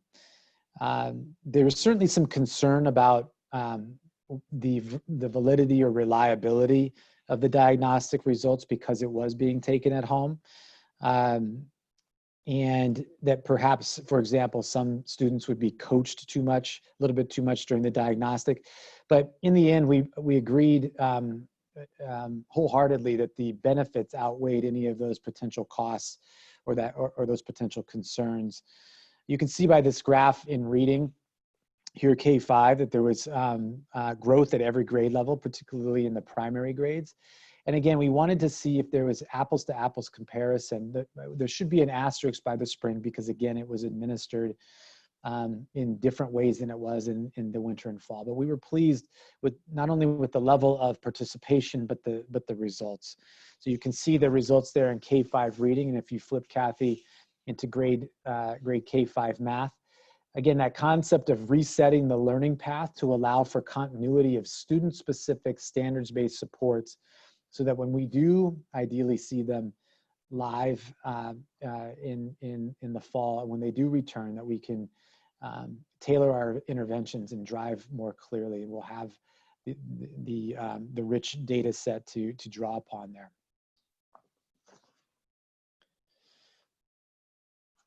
So Kathy had mentioned how well are we doing providing social emotional supports, and she mentioned that there was some significant question about from parents in April, not exactly being able to pinpoint what we mean by social emotional learning or where it might show up. There's a combined positive here in April of 67.1%. So that's the combined good, very good, and excellent. And we know that we have work to do in this area. We know that student social emotional well-being, and I think Director Berg mentioned it in her comments at the outset, we know that social emotional learning is absolutely foundational to all other learning. We've heard that in our community groups here. We've heard that the parents, the really heartfelt stories about, and we all have them as parents at home trying to adjust to this new reality. And we need to make these supports more visible and accessible. And I want to flip to the next slide. There were quite a few supports. And it hinged on the notion that from the April survey, that the most consistent sort of supplier or deliverer of social emotional supports were the classroom teachers themselves. And so to kind of double down on that notion that because the classroom teacher has the most connection with their students, they should be equipped and provided the opportunity for training, increased training. They've received quite a bit of training in conventional times, but to be able to deliver 2 sessions a week, Becky Ballbeck and Laura Phillips in particular out of student support services, and they averaged about 450 staff per week engaged in trauma-informed practices, understanding brain science and what ACEs or adverse childhood experiences due to brain chemistry, understanding and regulating emotions. So again, the concept is that the better equipped teachers are with this, the better equipped that they can be to integrate this into their lessons. And in some of those compilations that we added to the Friday report, you can see some examples of those check-ins at all levels, elementary, middle, and high school. Recognizing the importance of relationships, routines, and then building resiliency. But again, it's a matter of making sure that these supports are front and center and taking inventory as we head into the late summer and fall about how we can make those more visible to our families in the community. So we had in our April parents survey, the parents responded to the question about how are we doing at providing technology and support for learning at home. Of those, we had just over 85% that indicate we had done a good or better job at doing this. The majority of those marked our efforts at providing technology and supported that at excellent. In reviewing parent comments, we did see several themes that emerged in that April survey. There were many that had shared their appreciation of the availability of technology and internet hotspots and a message of thanks to the district for the deployments in March and April to do this. But there were also several who expressed a concern over needing additional devices. At the beginning, our policy was to check out one per family for Chromebooks. And they had put some requests for some additional devices since they would have several students within a family, perhaps attending a school, and then parents were using their personal device because they were working from home. And so beginning in April, we had made a change and worked with the principals at the schools for coordinating with their families to come back to the school or in some cases deliver to families those additional devices and hotspots. Because we knew we had the ability and the inventory to do that. So that was one change we had started after the April survey. Some of the comments from parents as well that mentioned in the survey they were needing help in navigating the district tools and consistency with teachers on how to utilize the technology. And so that's when we expanded that website page for help page for parents for them to submit tickets and get some help. And we expanded our professional development offerings for teachers as well as a result of that. And then in the June survey, with the number of responses like Kathy mentioned, we overall we took a little bit of a dip of good or better at just under 85%. We did have an increase in excellent and less marking us as poor, but we did see an increase in fair. So we believe in looking at the data that we had some parents that had expressed in some of their comments that greater opportunity to make some improvements. And Kathy, if you could go to the next slide. When we looked at the parent comments and from April and from June, they gave us some great feedback in planning for fall reentry. In both surveys, there were several comments that shared their appreciation. For example, I'll just say one. I was very impressed that the district was able to provide both Chromebooks and Wi-Fi hotspots to anyone who needed. Everett School District went above and beyond to give every student the opportunity.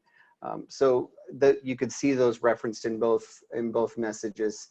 But there were also questions and comments from parents about areas needing improvement. And Kathy mentioned earlier, lands of opportunity, the idea of streamlining platforms for easier navigation, support for parents being able to support at home, working and operating in a digital age, and consistency on how information was accessed and how it was delivered. And those were three themes from comments. Couple of specific comments. We had one parent say, please consider a common and uniform format for future remote learning, one location for learning resources to be posted. The technology was there, however, there was a steep learning curve for non-technical families. So those are just reflective of several kind of in that same context. And we are using this feedback from this survey along with the other feedback that Kathy mentioned earlier from families to prepare for our fall reopening and our plans for what we will have in place for our families and for staff and students and for fall reopening.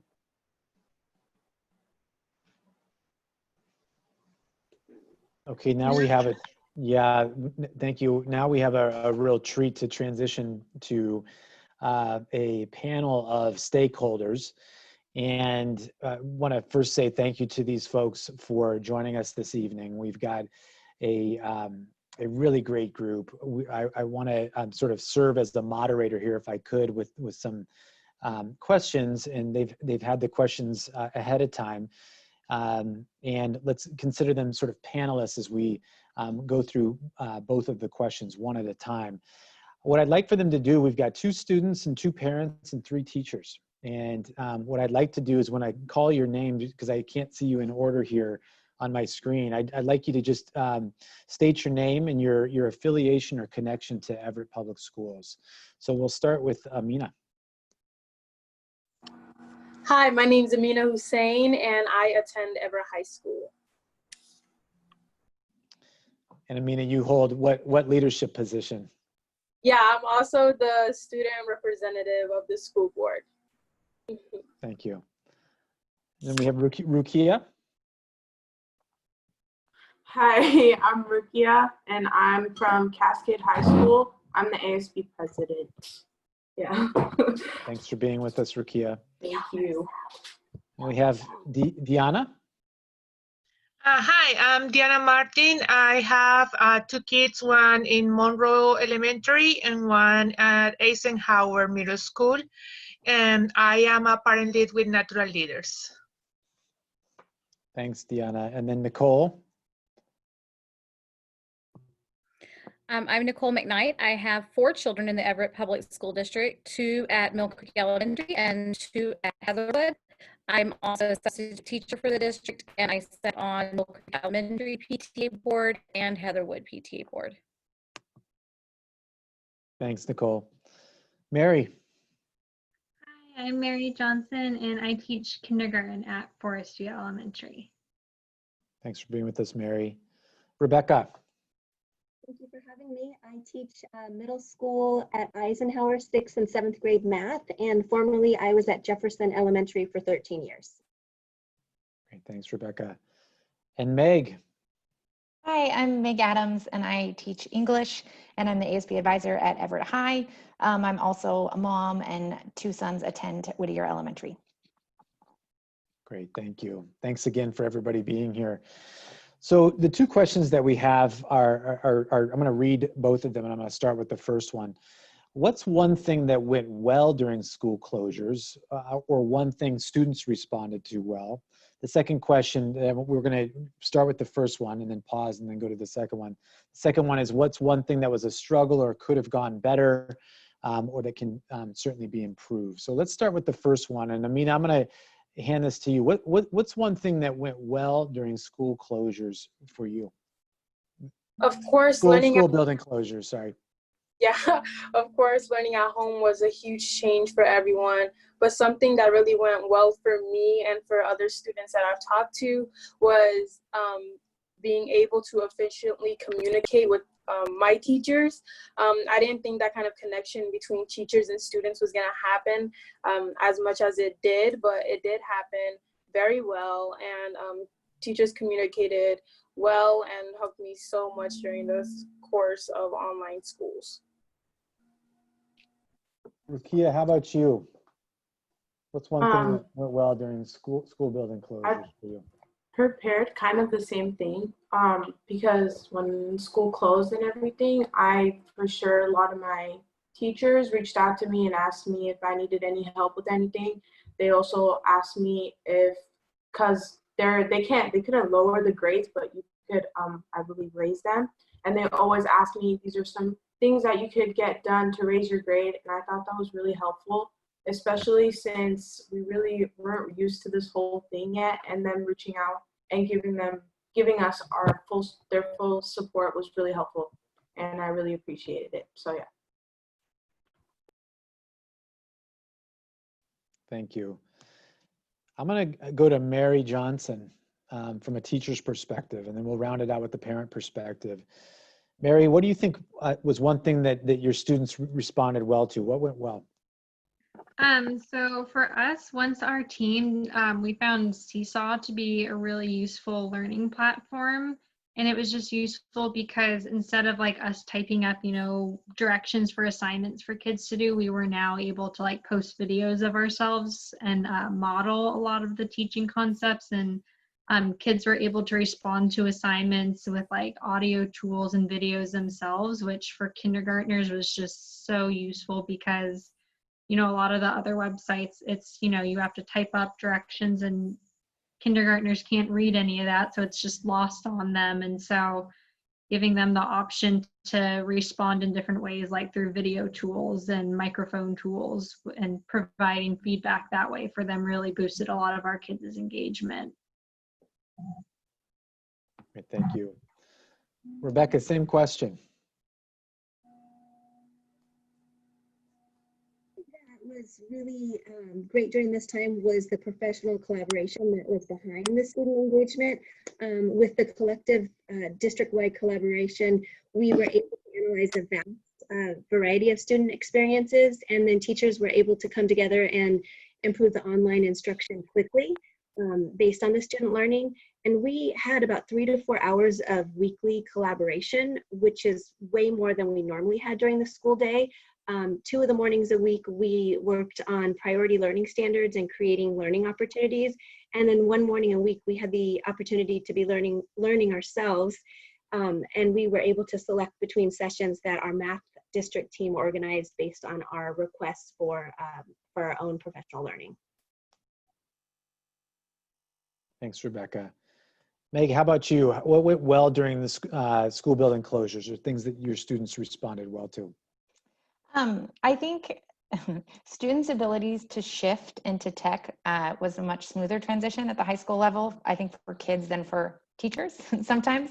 And I think as I looked at their Google survey results and things they were telling me about the things that they were going through in their own personal life, I was just actually so moved that they were showing up at all, the things that they had happening. And then they were doing book club meetings from their car, with their device on their lap. So I was continually really just so impressed and humbled by their resiliency and their discipline, despite the whole world feeling a little bit against them. So many of them fought back and ensured to stay engaged. And that part was humbling and really beautiful. Thank you. Deanna, from a parent perspective, what do you think went well during the school building closures?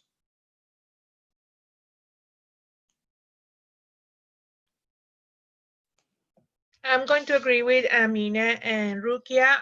It was communication. We all had a little bit of a rocky start with trying to figure out how to work things out, but most of my son's teachers were really good at communicating and being consistent with their communication. Same with my daughter. Their Zoom meetings were a good example of how it gave my kids consistency, kind of follow the district suggestion for a schedule. So my son will go on a Zoom meeting, one Zoom meeting a day without overwhelming him.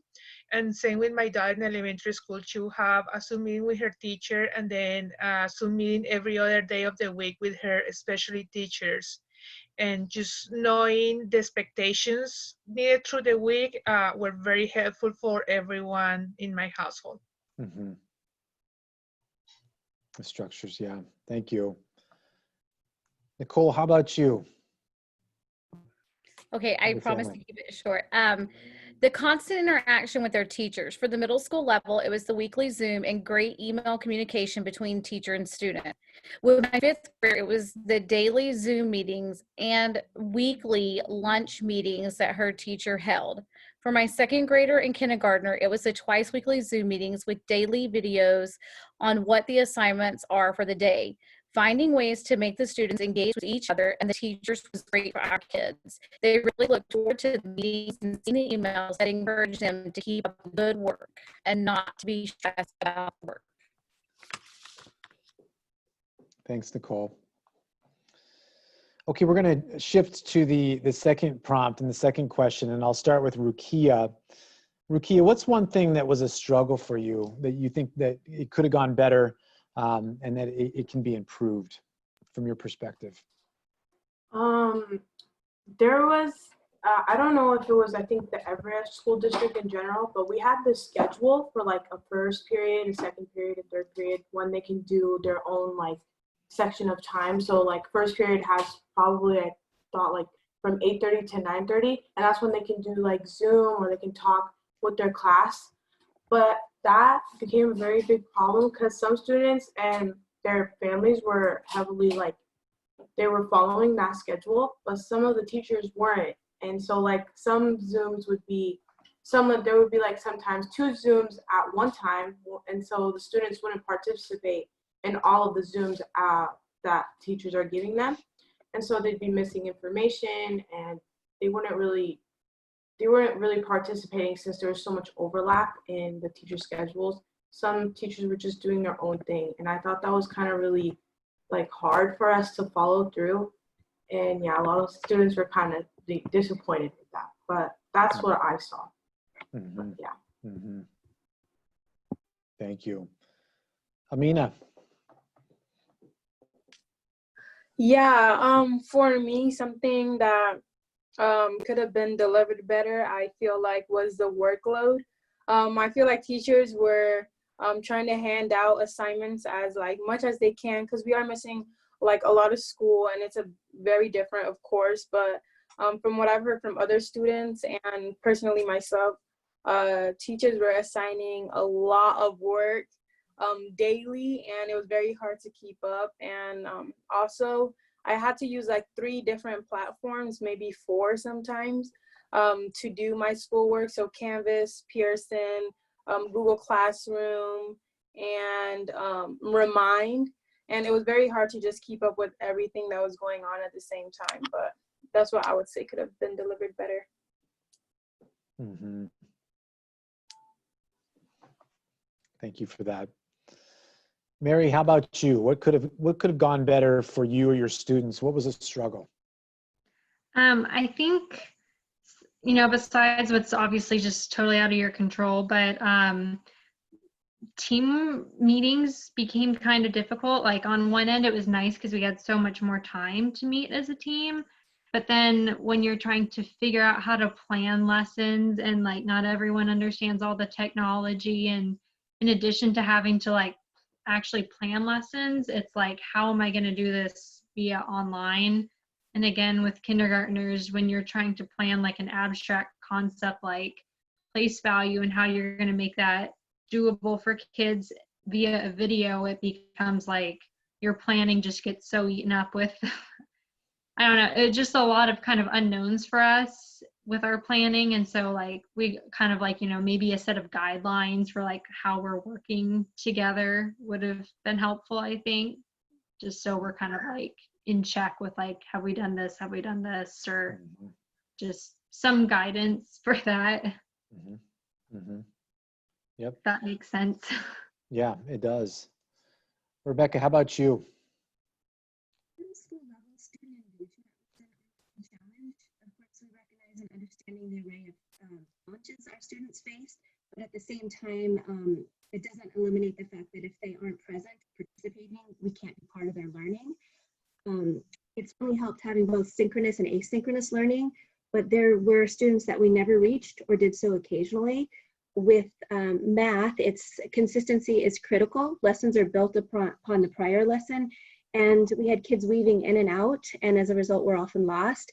We tried to supplement with small group, one-to-one tutoring, audio only, of course, adjusted lessons, expectations, and alternative math practice that wasn't necessarily at their level, just to get them doing some sort of a math, but we never found the magic answer.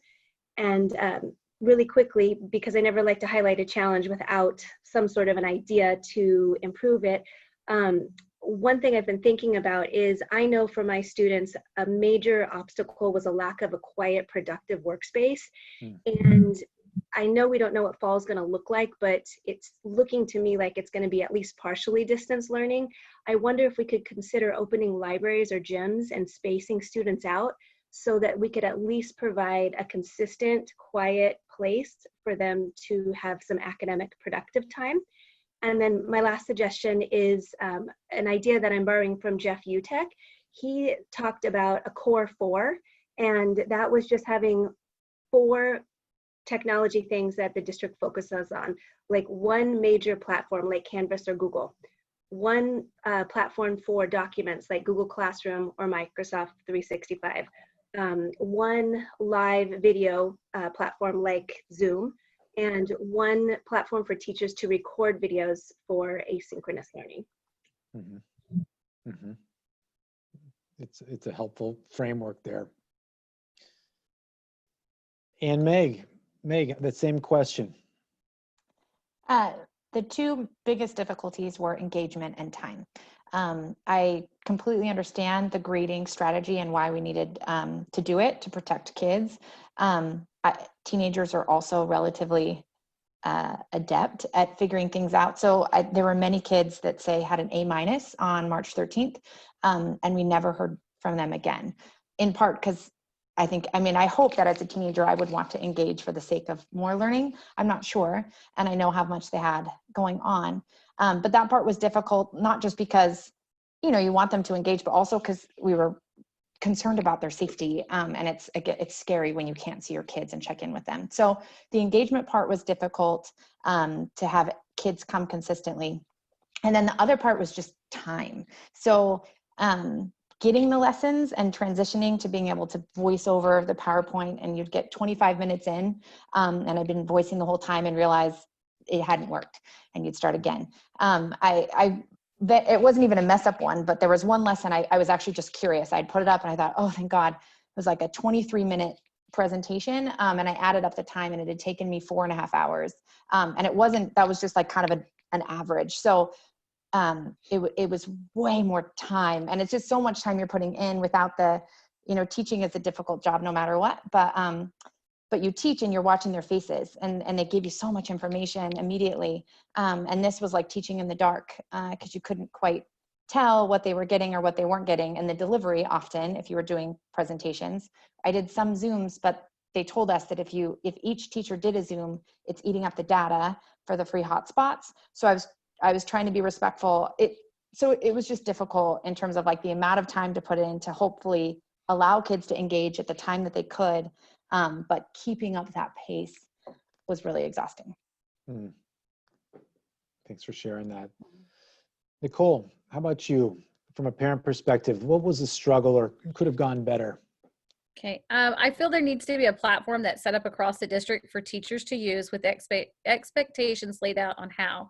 As a parent with multiple students in the Everett School District, it's incredibly challenging keeping up with all the different platforms that they use. Some start and stop platforms, understandably, because they did not fit what was trying to be accomplished. With that with that said, making sure that parents know what platforms are being used and how it works is a must.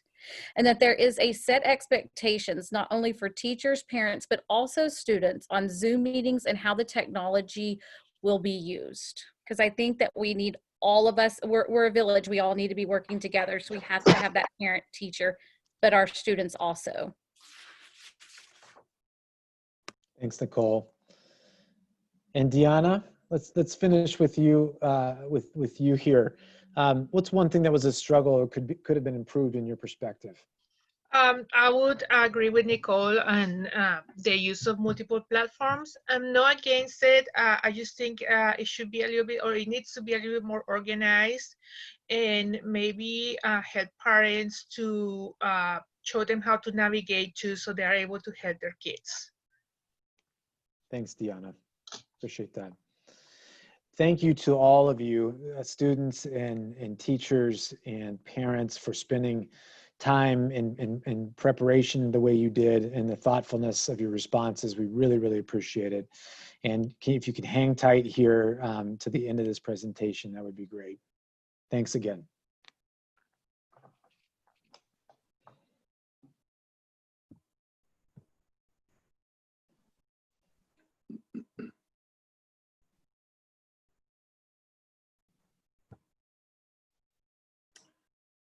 Well, thank you all, and all of our guests to the meeting tonight that just provided inspiring input. We're going to take a brief moment to talk about resources. So bear with me before we have a greater discussion. There are currently a couple different forms of funding for the pandemic, one through FEMA, and they're all a part of the CARES Act. So one comes from the federal government, they both do, and the other one funnels through the state. So at the onset of the pandemic, we created account code systems, and we had different staff entities code expenditures to them, not knowing what would and wouldn't be eligible, which is exactly where we are today. We have a better clarity in what is and is not eligible. And I do want to thank the fiscal team, Ruth, who you heard earlier. She and I split up, listening to as much and hearing as much as we can and coordinating with colleagues and aligning our expectations, but it's still foggy. Nevertheless, this top part of the expenditures, looking backward from June 24th, is what we have coded to COVID. The first one I do want to point out, 1.36 million is an expenditure associated with providing meal services for our food services team and foregoing any lunch fees that generally offset that program. OSPI has confirmed that it is CARES eligible, but there are federal rules that have yet to be waived that would allow us to do that. The rest of it has to do with normal and understandable purchases. There were some questions at the last meeting about, well, what have we purchased so far? And in terms of face masks, we're trying to be very proactive. So we do have 30,000 disposable masks available to us. And as you can see, some of those have been used in the spring for our essential staff, which includes payroll, includes accounting, includes HR, includes custodians, and includes our bus drivers and our food service workers who had over 204,000 meals served to those in our community, regardless of your income level, and with several federal waivers that allowed us to give them both breakfast and lunch.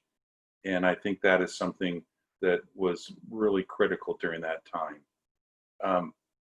As you look to the future, we're still trying to get clarity on, will cloth work? Will masks work? I'm sorry, will cloth or disposable masks? We had a number in an earlier presentation that suggested if you bought one disposable mask per student per year, it'd be 2 million. Cloth seems to be something that is more universally acceptable, but this is just to give you a quantity measure. If we could go to the next slide, Kathy, that'd be great. So as I mentioned, there's a couple different forms of funding, and under the, and I think the governor spoke to this, to Dr. Saltzman today about this, under the amount that's allocated to the state, they get to retain 10% for their costs, and then the 90% is still available for us as districts, and that 90% adds up to 2.6 million for us. However, the legislative staff has reserved 20% of that, and so our allotment is 2.1 million under the CARES Act, which is the state version of it. Of that, just under 1% is eligible for our private school partners, and this funding isn't deposited into our bank account. It is a grant, more or less, in which they will open up a portal or a portal with the state where we apply based upon expenditures that have already occurred, and then we get reimbursement. So there are no resources that have been allocated to the district under that. We are told that the grant process will open, but concurrently with that, as the state is working on the return to schools model, the governor has furloughed OSPI staff. So for example, tomorrow and Monday, there are no staff in the building. So we have yet to see the grant portal open, but we do know that that allocation is available to us. So when you reflect backwards, the prior slide, and look at the 1.7 million, and then you look forward at the cost for us to cover COVID-related expenses for the entire school year, there is obviously a funding shortfall. So we're encouraged by Senator Murray's application for more resources, but at this time, for our public's consumption, those are the resources available. We have not received any of them, and they're based upon prior expenses. FEMA is a more interesting animal, and again, I want to thank Ruth and her team. We have a staff, Linda Briggs, who's being our point guard, and we're collaborating with our other districts and comparing our stories. The interesting thing about FEMA is under the funding source that seems to be immediately available, they consider it based upon an unforeseen and emergent event. And in our conversation last week, it's interesting that they don't consider next year an unforeseen and unpredicted event. We know COVID's here. They don't think that the cost for masks for schools next year will fit under this unless the emergent and unforeseen event continues. So as you can imagine, trying to weed through this, our first focus is on how can we access the resources and how much of that 1.7 million can we apply for? We're in a point in time where we're trying to clarify certain things. Do you only get one bite at the apple? That would suggest we wait till the end of July to apply for that and find out what FEMA will and will not cover, and then begin pursuing the CARES allocation. We initially had conversations with the board, with you as board members, about trying to move quickly and actively to apply for the state version, but now our stance has changed, particularly since it doesn't sound like the legislature is going to reconvene. So if we step back to the state allocation, our concern is just like 10 years ago, in the state crisis, the legislature will take the funding away. There's an early indicator here. I mentioned that 80% has been allocated to us. So we assume the other 20% is gone. And if they don't reconvene, we're trying to strategically look when we access these resources and what we can best leverage for us going forward. So that is confusing, and probably if we spend an hour, it would still be confusing. Bottom line is we're going to try for FEMA first and then go for CARES funding later. So thank you. Okay, does that take us to the end of our presentation, it looks like? Yes, it does. Okay, thank you. This was a really, really great presentation.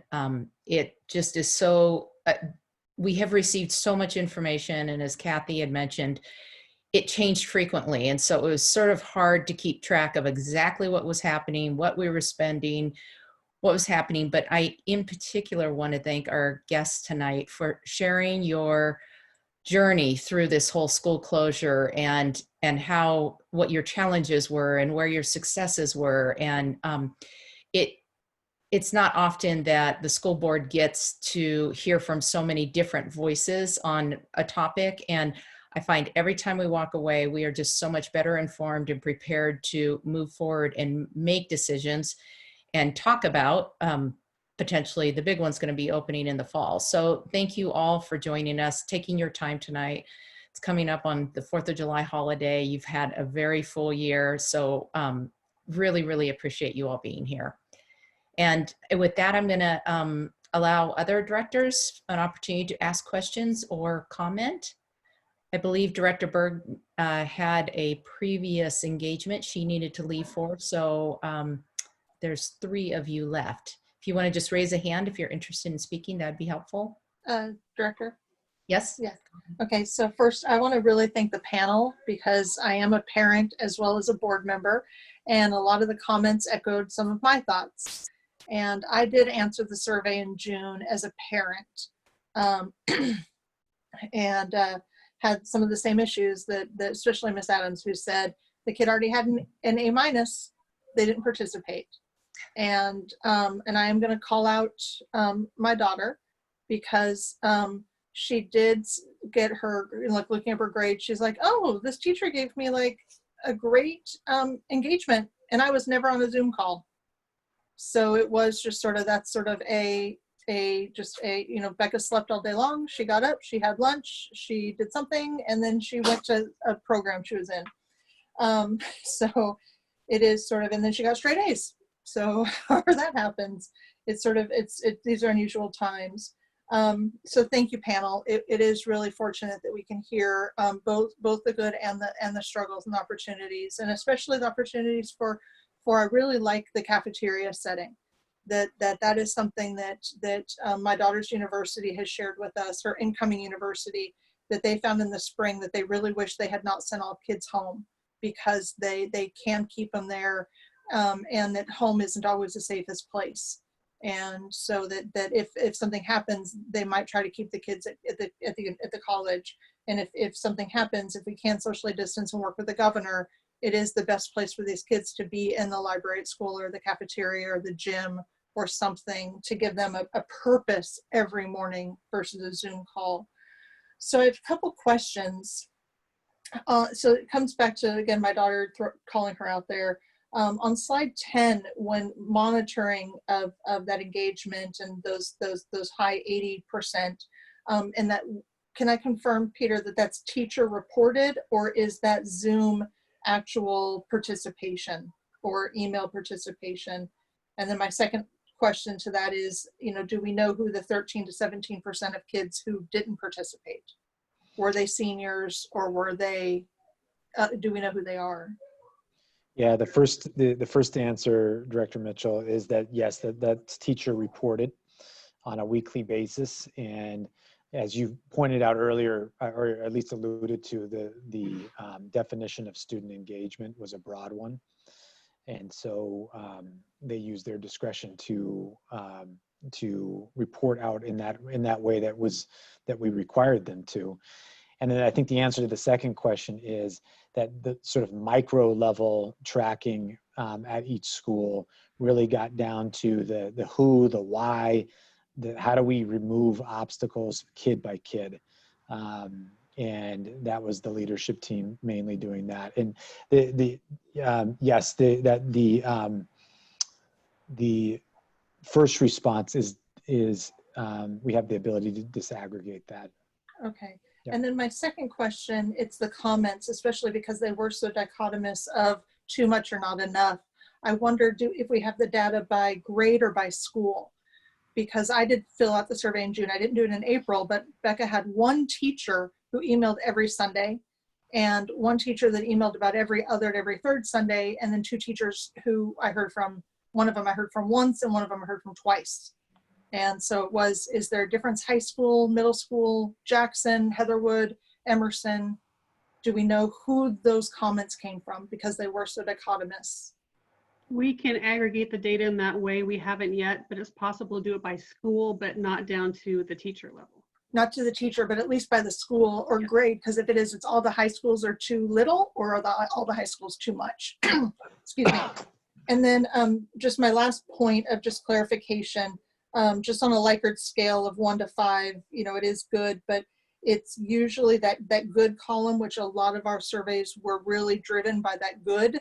Good is also neutral, because it's that 3. And so that looking really at those very goods or excellent, on each of those things, especially because we are more than likely going to be partially virtual, how do we move out of the neutral and up into we're always going to have people that aren't happy with us, but how do we move those neutral people up to good when it comes to communication, when it comes to engagement? You guys have done an exceptional job. So I do not want to downplay the exceptional work that you've already done. But just if we can plan, whether or not FEMA thinks this is emergent or not, but if we can plan for how do we get that data of school or grade, and then figure out what we could do, to make it better for next year because of the circumstances. Again, Jeff, I appreciate your presentation on that, because as we're getting 129,000 deaths, it's yes, it's not emergent. This is a continuous pandemic, an epidemic in many states. So thank you so much. Thank you, Director Mitchell. I appreciate your comments as a parent. I have found over the years, exceptionally valuable to be a parent and a director. It really helps you feel that. And we too in our home had some of those issues that you experienced with your daughter. and then we had a teacher on a call tonight that your son had, which is even harder.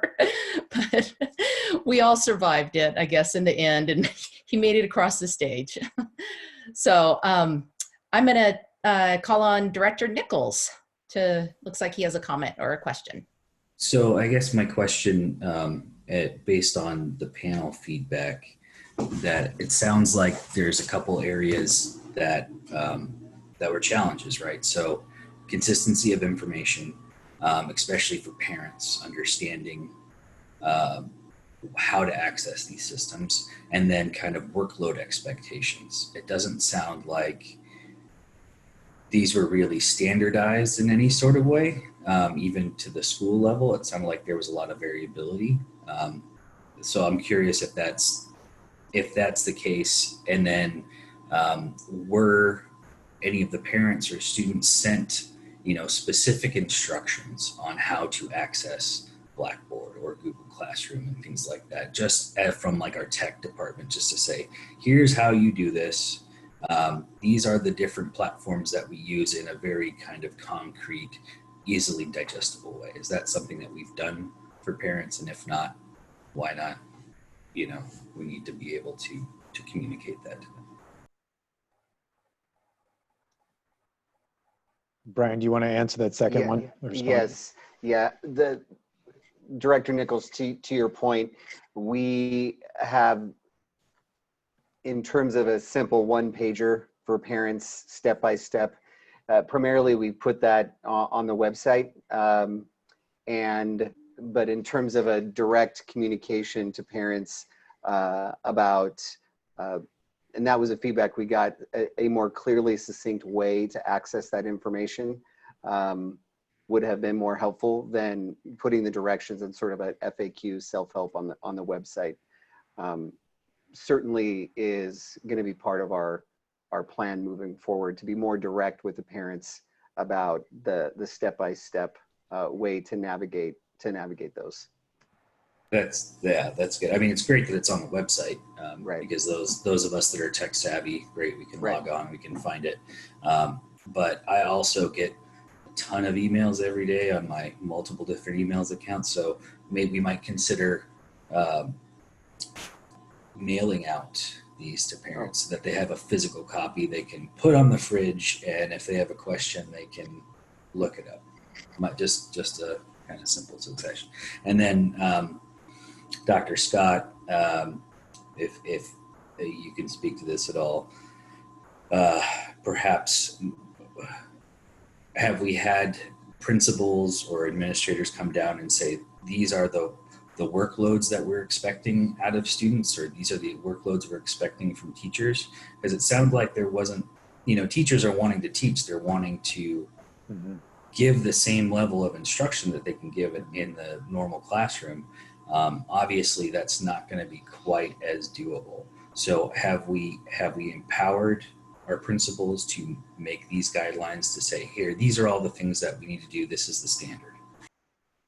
Yeah, I wanted to speak to that standardization part of your first question there.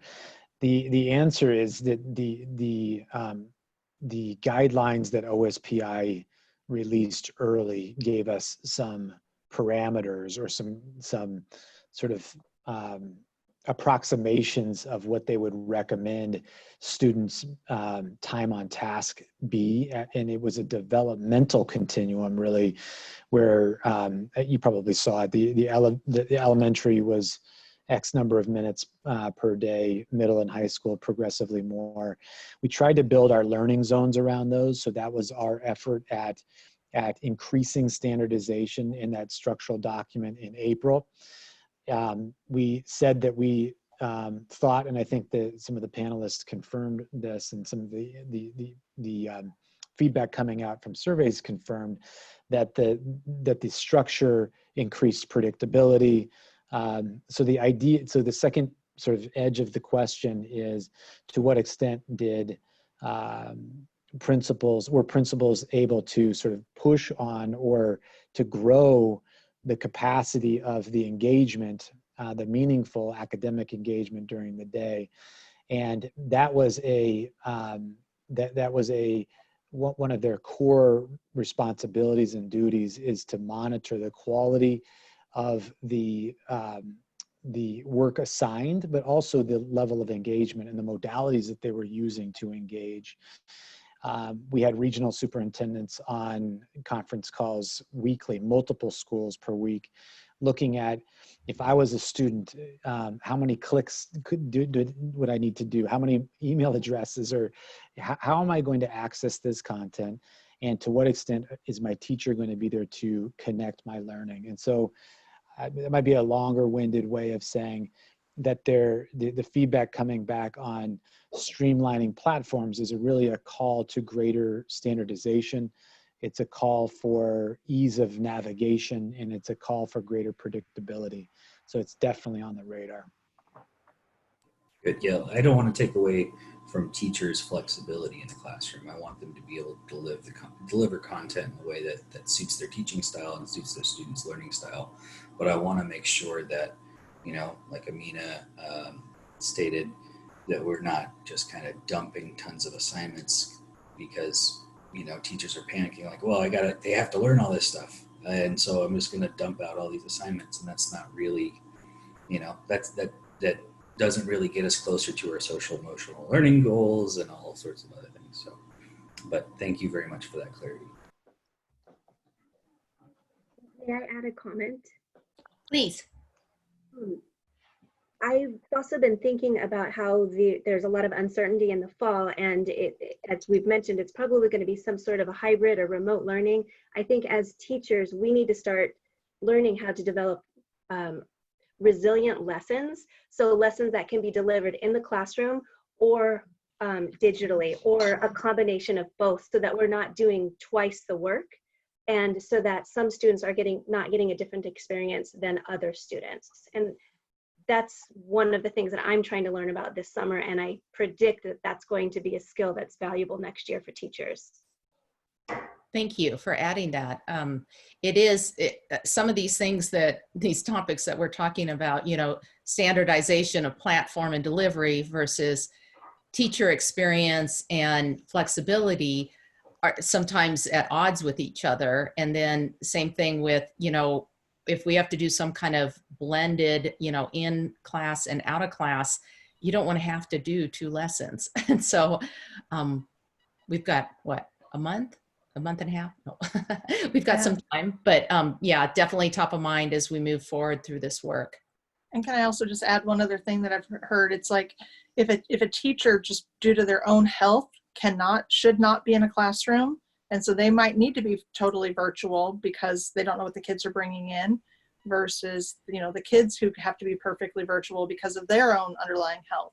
Right. And so it is so much we have to do, but I'll stop. So thank you. I'm going to give Director Lysine a chance. I'm wondering if she has any questions or comments. We are about 3 hours into our meeting today. So, and we're starting to talk about fall planning, which is actually our next meeting. So, or 2 meetings away, I guess. Right. So Director Lysine. Right, I would have to agree with what Rebecca just said, that I foresee, not knowing because we're not there yet, I foresee that it's going to be a hybrid situation in the fall. What I am very proud of in this particular presentation is when you start looking at the formal engagement reports that we saw, we started off pretty high. We really started out as far as 87% engaged, and it didn't drop to like 83%. I don't count finals week because that's the last week of school, but 83% of our students were engaged.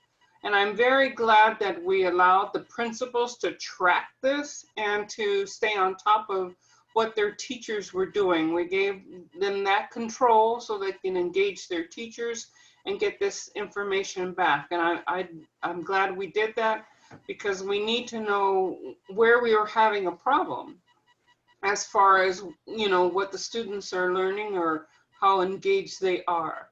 But you know what, I'm really happy about the panel that came on board tonight from parents, teachers, and students, providing a lot of what went well, what did not go well. And in our communication surveys, I'd like to ask one question.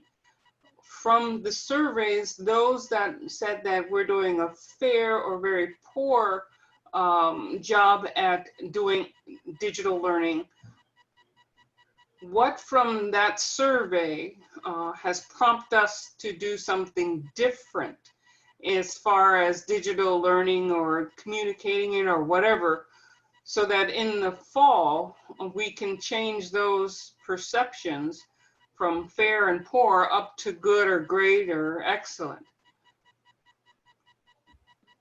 That's a question. What did we learn from that? Those statements as to, did people write in comments as to what they felt was poor or fair as far as what we were doing, so that we can change that perception to a good, greater, or excellent in the fall? Absolutely. So I think some examples of that, Director Lysine, would be moving beyond engagement. I think that was a theme. So the idea that there would be more frequent check-ins, more frequent and meaningful synchronous instruction, so that the students' learning can be anchored versus more independent. And there is a sliding scale there, and it is nuanced where that's sufficient flexibility there for students to understand. But then we know that in great teaching and learning cycles, in ideal conventional schooling, when we have kids right there, teachers are constantly formative assessment, checking for understanding. So how do we translate that in a virtual world?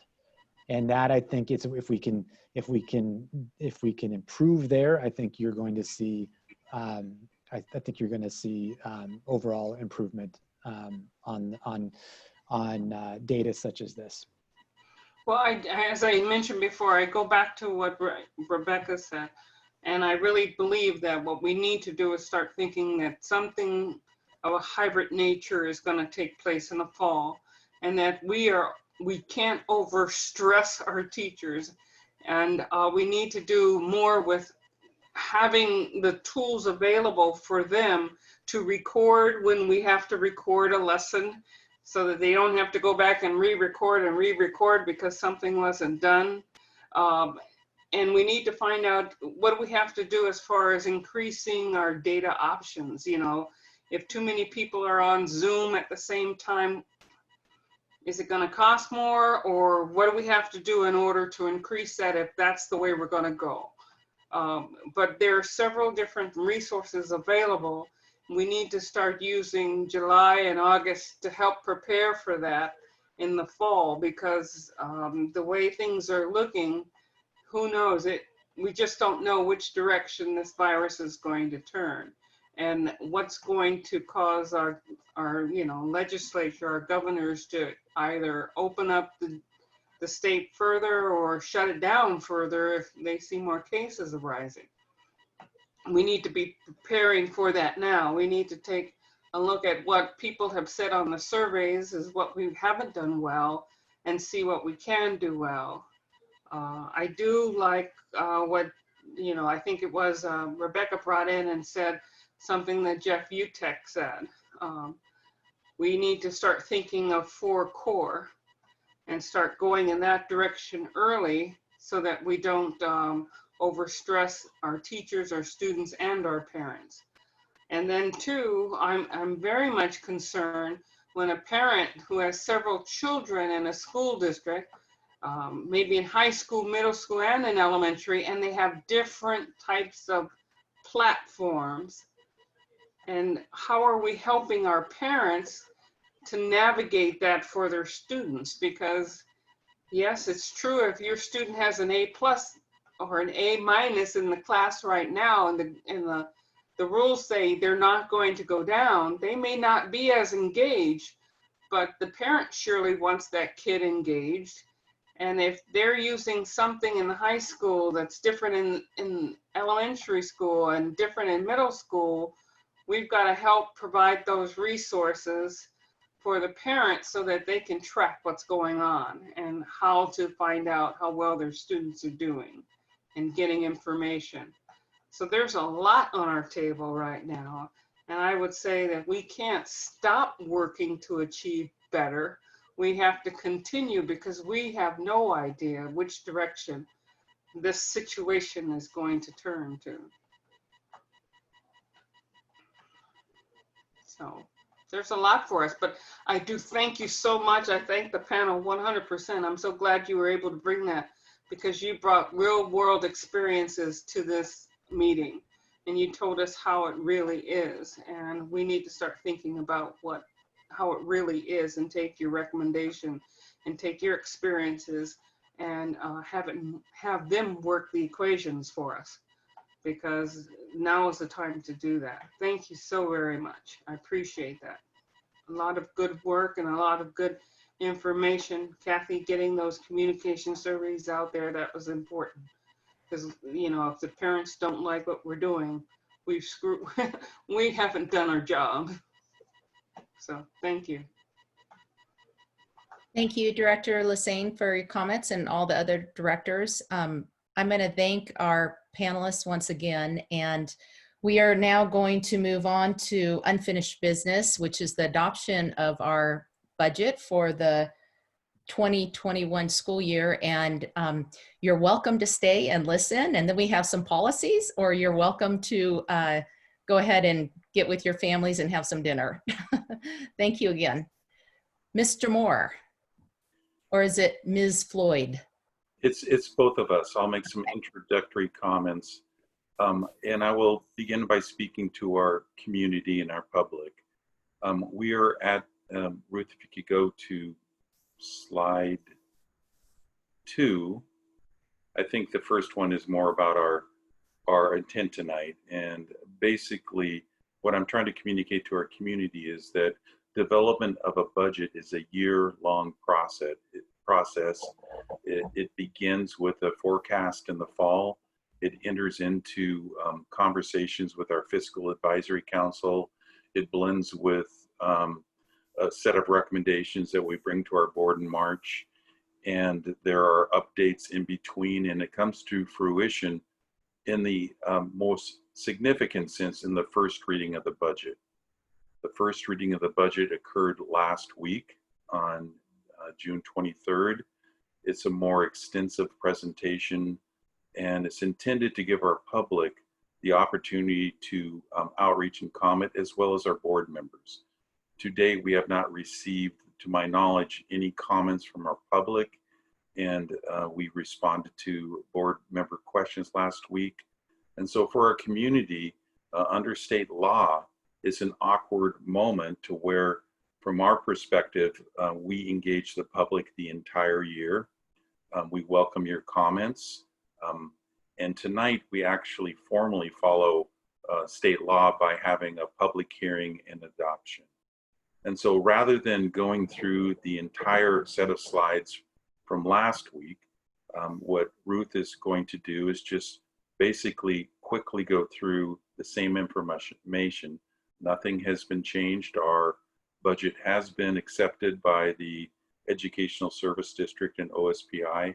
We have followed the public notice requirements, and tonight is an opportunity for us as a board to both respond to any questions you may have before we go into public hearing, and then adopt the resolution, which makes it official, and then we submit it to OSPI for the following school year. So with that, I would like to turn it over to Ruth to quickly go through a summary of what we discussed in detail last week. Okay, first I want to apologize for my patchy audio earlier. I hope this is better. I'll provide a brief overview of the budget before the public hearing and adoption that Jeff mentioned. This is the general fund beginning balance is projected to be 32.8 million, similar to what we talked about earlier in the third quarter update. And this here is a high-level summary of the 2020-21 budget with 358.2 million in appropriations recommended for your approval for general fund. Revenues have increased overall, mainly due to increased levy and increased apportionment due to enrollment and the IPD inflation factor that the state provides. This is a graphical version of our revenues with over 77% state funded. This shows the state funding for non-salary costs, also known as MSOC. It shows the revenues and expenditures and difference there. And our budgeted expenditure program summary, that's one way to look at our expenditures. The majority of increases are in basic ed and special ed. And then graphically, you can see that 76% of expenditures are in basic ed and CTE, with 14.6 in special ed. Another way to look at our expenditures is by object code, with the majority of increases in salaries and benefits. And almost 86% of our budget are staff costs. And on to the other funds. ASB budgeted expenditures of $2.9 million is an increase over the prior year's budget. And debt service fund, we have expenditure appropriations or expenditures of $58.1 million. And it is sufficient to pay the principal and interest for the year, for the fiscal year. Capital projects fund expenditures of $53.3 million, along with operating transfers out to general fund of $3 million, provide for project payments during the fiscal year. And transportation expenditures of $319,000 provides capacity to purchase buses based on our replacement schedule for buses. And Jeff or I can answer any questions that you may have. Directors, we saw this information at our last meeting. Do you have any additional questions or comments at this time? I have no additional questions at this time. Thank you. Director Nichols? None here. Okay. None here. With that, we will go ahead and open the public meeting, the public hearing on the budget. And I believe we have requested that any comments on the budgets be submitted via email in written format, given the nature of our Zoom meeting. So I'm going to ask Jamie if there are any comments related to the budget hearing tonight. We've received no comments or questions. Okay. With that, I'm going to go ahead and close the public hearing and request a motion to approve Resolution 1236, adoption of the operating budget for fiscal year 2021. So moved. Is there a second? Second. It's been moved by Director Nichols and seconded by Director Mitchell to approve Resolution 1223. Is there any further discussion? Hearing none, we will move to the vote. All those in favor of approving Resolution 1236, please say aye. Aye. Aye. Those opposed, say no. The motion carries and the resolution is adopted. The budget is adopted. Thank you. Jeff Moore and Ruth are going right now. Done. Okay, we're going to move on to new business, and we have several policies, several of which are required, and some are a result of the environment that we're currently in. So I'm going to go ahead and turn that over to Mr. Fleckenstein. Well, thank you so much. I will attempt to share my screen for the policies. Please let me know if you're able to see it. We can see it. All right, well, thank you. Well, to begin this evening, we propose new policy 4410, School Resource Officer, to comply with House Bill 1216, which revised RCW 28A 320-124. That RCW now contains specific requirements for districts choosing to maintain SRO programs. While Everett Public Schools has had policy 4411, working relationships with law enforcement, child protective services, and the county health department in place since 1980, the new statutory language requires districts adopt policy which includes the new requirements.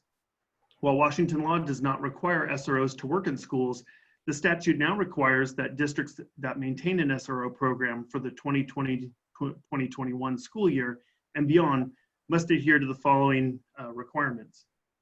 First, confirm that SROs receive training in 12 specific training topics as outlined in RCW 28A 320-124, Section 1, subsection A through L. Second, additionally, annually review and adopt an agreement with the local law enforcement agency employing the SRO using a process that involves parents, students, and community members. And the board may recall that our district currently has said local agreements and positive working relationships in place with 3 local agencies, including Everett Police Department, Mill Creek Police Department, and Snohomish County Sheriff's Office. Third, that these agreements must incorporate specific elements as identified in RCW 28A 320-124, Section 2, subsection A through E, such as how to file a complaint regarding an SRO. Next, the district must adopt a policy setting forth the circumstances under which teachers and school administrators may ask an officer to intervene with a student, for which the draft of this policy does include and is required by statute. And finally, that the district comply with these requirements by the beginning of the 2020-21 school year. New policy 4410, School Resource Officer, is provided for the board's consideration this evening, having been written to comply with each of these new statutory requirements. The new policy also emphasizes that the mission of our SRO program is to improve school safety and the educational climate at the school. The policy language also mandates that SROs shall support a positive school climate by developing positive relationships with students, parents, and staff, and by helping to promote a safe, inclusive, and positive learning environment. The policy language also explicitly includes a statement setting forth the circumstances under which teachers and school administrators may ask an officer to intervene with the student, which can be found on page 1, paragraph 3, as required by the law. The proposed new policy 4410 is an essential WASDA policy for districts choosing to maintain an SRO program and must be in place by next school year. It has been reviewed by legal counsel and the superintendent's cabinet prior to tonight's meeting. Thank you for the detailed overview. Directors, do you have any questions regarding proposed policy 4410? Madam President, I do have one comment. I did turn my phone off. Oh yeah, I'm not muted. I do have one comment. I understand the situation that with the current events that we're in right now, but I must, state that in the past, our 4411 policy that we did have, I believe met the intent of this policy. We worked with all 3, as Mr. Fleckenstein mentioned, all 3 local policing authorities in our area to achieve the opportunity of having an SRO at each one of the high schools and at some middle schools and elementary schools as well. And they do provide a positive school culture.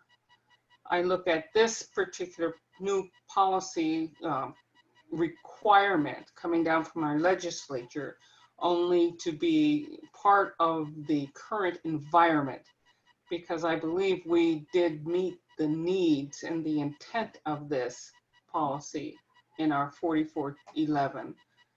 But I understand the current events that are with us right now would like us to have a specific school resource officer policy. But I do believe our SROs most heartily provide a positive school culture within Everett Public Schools. And I believe their use and their need here in the district must remain. Thank you. Director Nichols, do you have any comments or questions? Not at the moment. I was just going through it to make sure that I understood everything about it. And, you know, it seems pretty straightforward that it's the mandate that we have this language if we're going to continue this program. And we have no intent as of this point to discontinue the program. So it seems reasonable. Director Mitchell? Yeah, I just have one question specifically about that paragraph 13.3 about teachers, school administrators may ask an SRO to intervene as students immediate continued danger to others. Do we have a clear definition of that? Because in my, this is just because I'm trying to learn so much. In my book Biased, that there, unfortunately, Black students are seen inherently as dangerous to some people. Black people are seen inherently as dangerous, even though their actions may not be seen as dangerous, may not be dangerous, that a Black and a white kid could be doing the same action, but that the Black kid could be seen as more doing something that was more dangerous or egregious. So how are we defining really what that is, and to you know, educate our staff about those explicit and implicit biases when it comes to our Black students or our students of color? Maybe they're not Black, you know, maybe they're Hispanic or some other darker skin. Mm-hmm. Well, thank you, Director Mitchell. Some pieces to share, and then I'll directly answer your question. This particular legislation was codified in July 28th of 2019. WASDA developed a model policy that for which this draft was based on, and provided that to districts just here on May 29th of 2020. So the timing of this particular policy coming to before the board to comply with state law is based on that. To answer your historical, question, it's historical need for this policy, not current need for this policy. It was codified into law on July 28th, 2019. WASDA's policy service for which Everett Public Schools subscribes did not develop a model policy for that we could develop and revise until May 29th of this year. Okay. So the timing is the timing is what it is in terms of when this was developed, but the law had passed almost a year ago. The paragraph 3 that you're referring to about what defines when an officer may intervene or upon the request of a teacher or administrator for their assistance comes straight from the statute, that particular language there. As it also refers to in the statutory language, it requires us to enter into agreements for which we already have, but the new statute language also requires specific training elements that will be included or need to be included in those local agreements. That work is work we will be engaged in over the summer with all 3 agencies for which we currently have a local agreement with law enforcement to flesh out what are those training requirements, the 12 that are identified in the statute, and how we'll be executing those and to prepare our SROs prior to next school year. Okay, and a follow-up question to that is just in light of what's happening and what we're learning about police, do we have anything for de-escalation about maybe how do we have to do this in the hospital? How do we separate the hospital staff from that person just because of tempers flare or whatever? Yes, and those 12 specific training topics, and for which I don't have all 12 in front of me at the moment. I have a multitude of trainings that the SROs need to go through. I know that'll be conversations we have with each of the 3 local law enforcement agencies that we have. They may have already engaged in and have training within their departments for de-escalation. I can't speak directly to that right now, what the training regimen is for officers, but it is a requirement of those local agreements based on the statute. Okay, thank you. Thank you, Director Mitchell, for those questions. Good questions and good answers, Larry. I also want to let the board know, and Dr. Saltzman will mention this in just a few minutes when we go through our upcoming agenda items, but we have scheduled at the end of July a study session to look at both equity and our SRO program. So I anticipate we'll get quite a bit more detailed information regarding the program and how it's administered and the training behind it at that session when we have a little more time to delve into it. So if there are no further questions, comments, or concerns, I'd like to move this to policy 4410 to second reading at our August 25th regular meeting. And that brings us to the second item, which is policy 2004, accountability goals. And this is also a proposed new policy. Well, thank you. I have changed my screen. Has it updated to the policy 2004? Yes. Okay, thank you. Well, proposed new policy 2004 accountability goals is to comply with the statutory reporting requirements as identified in the Every Student Succeeds Act, or ESSA. The Washington School Improvement Framework is part of the state's Every Student Succeed Act plan and identifies how schools can improve the education of all students. Specifically, these revisions reflect that school boards must adopt district-wide performance improvement goals each year and direct those schools that enroll students in grades 3 through 8 and/or high school to establish consistent goals.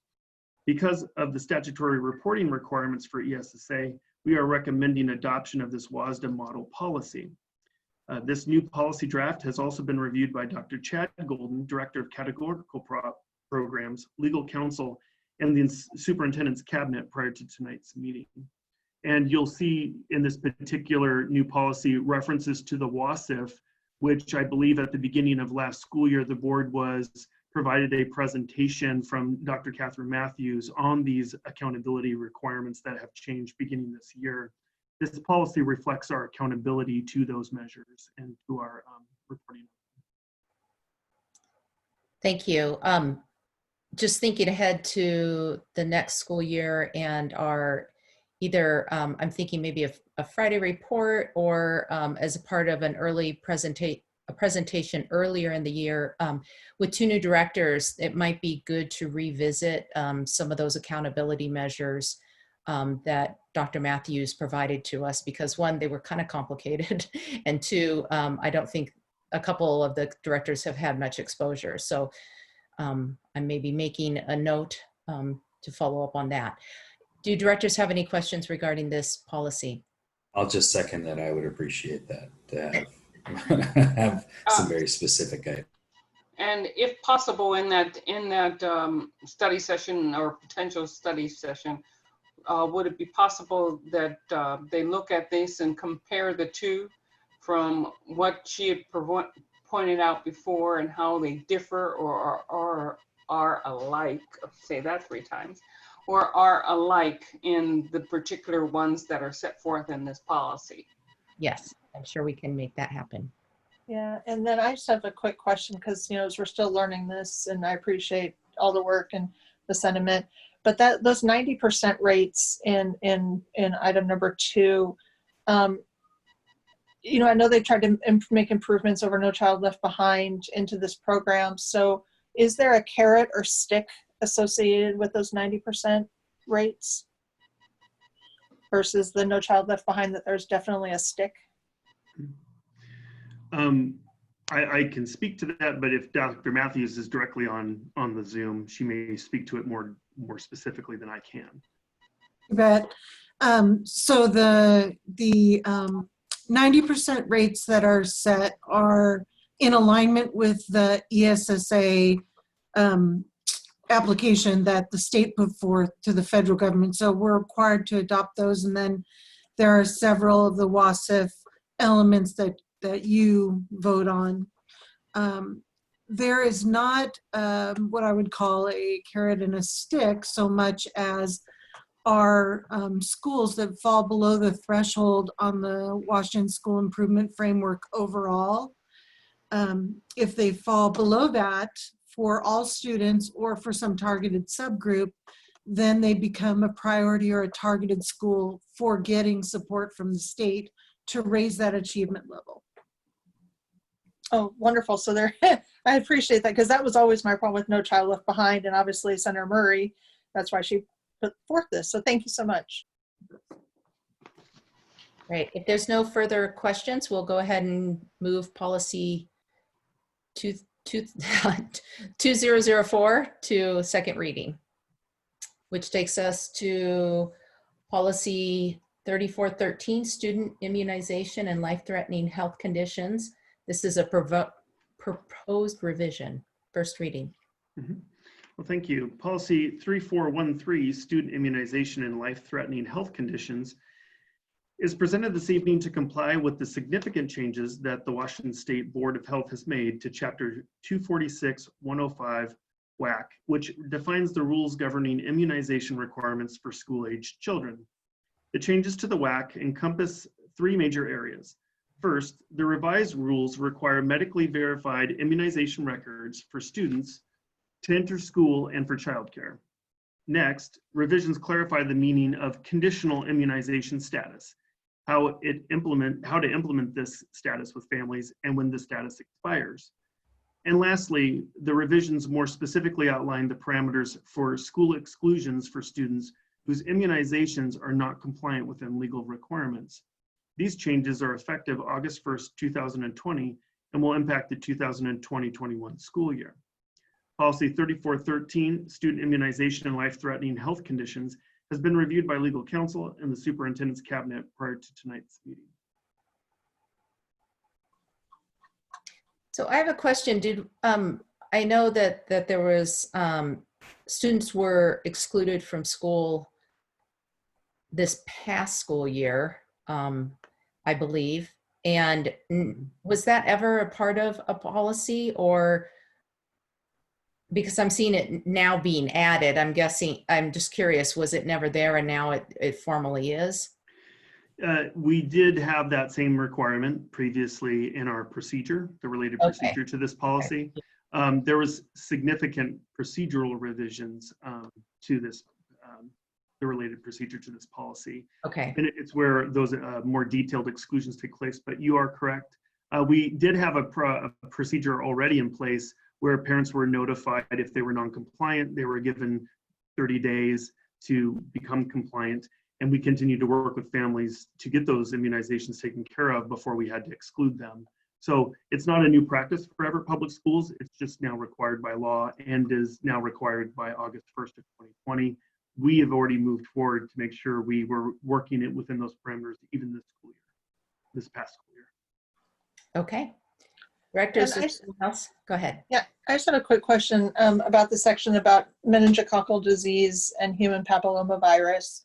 I'm not quite sure how it's defined for meningococcal disease, but is that A and B, or is it because some of one of the meningococcal vaccines is per my daughter's pediatrician, it's the B, I believe. I don't know my A's and my B's because meningitis is not my area of specialty. The vaccine is, like she says, the disease really hasn't made it to the West Coast versus the meningococcal disease that all babies sort of get vaccinated against. So I'm not quite sure if the law requires or the policy requires it to be specified that be that optional meningitis vaccine that I did make my daughter get that I guess hurts really badly. But then the second question is about the HPV information. How does that come home to parents, to families? Because I don't recall ever receiving it. And that doesn't look like that's new in this policy. Yeah, the HPV information is actually contained in the Student Rights and Responsibility in the last appendix. Oh, in the big handbook that I've never read. Yeah, and so that's how we have provided information to that, and that's where parents would find it. But yes, if you don't go to that last appendix, you may not have seen it before. I do understand your question to mean meningococcal disease being A or B, or viral or bacterial in nature, right? I can look in to see whether it is differentiated within the law. My guess is I don't believe it to be differentiated if not specifically stated. But it's just, but for the most part, this is more not about the vaccine, but it's about the disease, to watch out for that fever, that neck stickness, the rash, the other things that are symptomologic of, I said that word wrong, of meningitis. Okay. That's my understanding. Okay, thank you. Larry, does the WAC, as far as you know, spell out the immunization schedule that we're holding students to? Yeah, and so this particular revision does refer to that standardized immunization schedule like you referred to. We have not specifically hyperlinked to that document within our policies and procedures. That is something we can do if you would like us to make that revision. I think on the applications, it is listed in chart form, if I remember correctly. Yeah, as long as parents know what they need to have their child vaccinated against to be in school, you know, it doesn't necessarily have to be spelled out here, but you know, just having access to that information. So as long as they're getting it somewhere. And I think that is a form that as a parent I did have to fill out every year, Director Nichols. So when your kids make it to school, I think you'll see that if I recall correctly. Right. On the application for entry into school, it's on it in a tabular form, so you can take it to your pediatrician and say, hey, they need these shots, you know. So yes, and we do have access to that database, or nurses do, so we can always cross-reference records. If they're not provided, we can look it up in the state system. Okay, thank you. We will go ahead and move policy 3413, student immunization and life-threatening health conditions, to second reading, and move on to policy 5202, federal motor carrier safety administration mandated drug and alcohol testing program. Well, thank you. Well, new policy 5202, federal motor carrier safety administration mandated drug and alcohol testing program, has been provided for the director's consideration this evening. Because upon review and collaboration with legal counsel, we recommend the adoption of this policy. Based on the WASDA model policy that's in front of you, 5202 provides clear language about the prohibition of drugs and alcohol use by CDL drivers. And this policy is specific to commercial driver's licensed drivers who transport on behalf of the district. It also outlines the process for addressing if a driver were to test positive for such substances while working, how the testing will work, and federal reporting requirements. The proposed new policy 5202 has been reviewed by legal counsel and the superintendent's cabinet prior to tonight's meeting. And although we already have policies in place for staff around the prohibition and use of drugs, alcohol, while conducting our work on work premises, this specific model policy is based on that idea of commercial driver's licenses for which district drivers would be using. So it also very specifically follows a process of what protocol we would go through to identify, test, and train drivers on our requirements for a drug-free workplace. Thank you. That was going to be my first question, is didn't we already have this in place? But I appreciate the differentiation. Also, your computer's asking you to back up photos right now. I don't know if you can see that. There you go. Thank you. I cannot. It doesn't show up on mine. I'm glad you told me. Okay. Any questions? So does this also apply to our contracts with Durham? So are they subject to this as well? That would be my understanding, Director Nichols.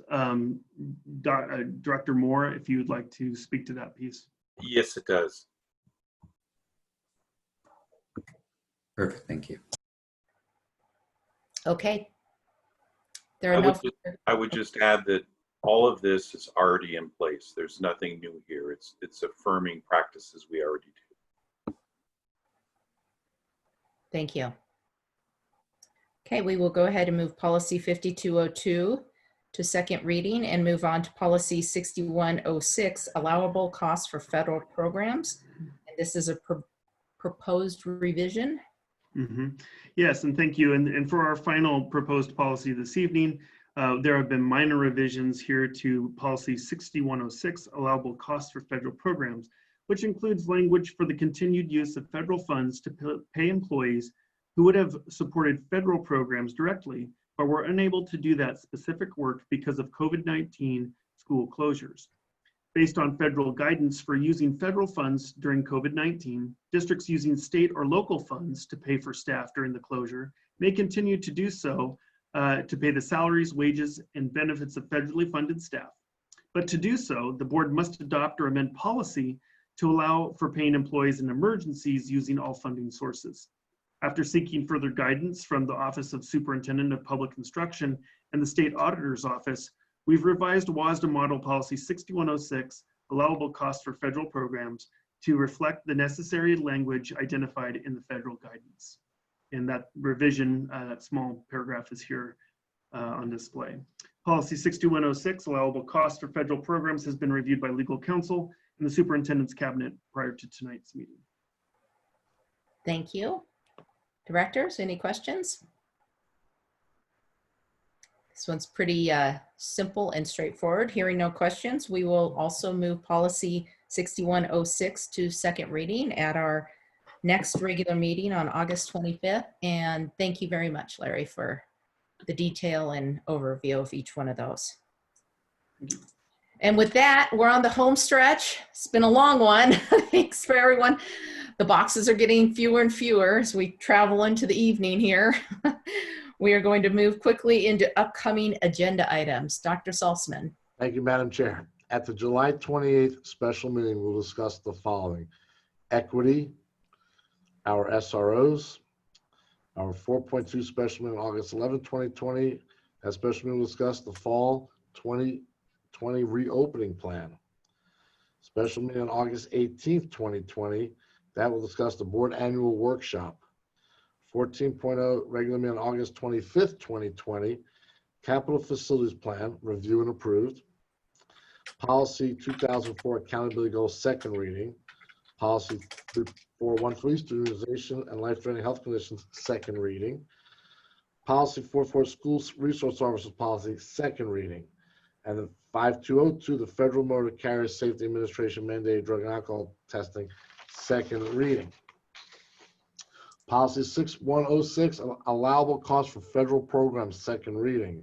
June financial report, July financial report, the Everett Public Schools Foundation contract, college and high school contract, library instructional materials surplus, Washington State Improvement Framework goals, and the state auditor's report.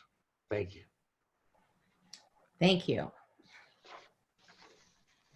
Okay, so we're moving on to executive and closed session, and this evening we do not have an executive or closed session. And that takes us to item 16.0, which is adjournment. I just want to say thank you again for everyone hanging in there. This was a long one. It's the middle of summer, or actually, you remember, no, it's the beginning of summer in the Pacific Northwest. So it rained today. Not here. It did. She's in Idaho. Oh, that's right. And thank you to all your families for letting us keep you for so long. Yeah. And, not, you know, go eat something good and binge some TV and sleep for a while. Thanks. You guys have done awesome. I know this is the end of the year, and I just want to say, well, it's coming to the end of the year, but you guys have, you hung out there and you did awesome through this challenging time that we've had, and I really appreciate each and every one of you. I really do.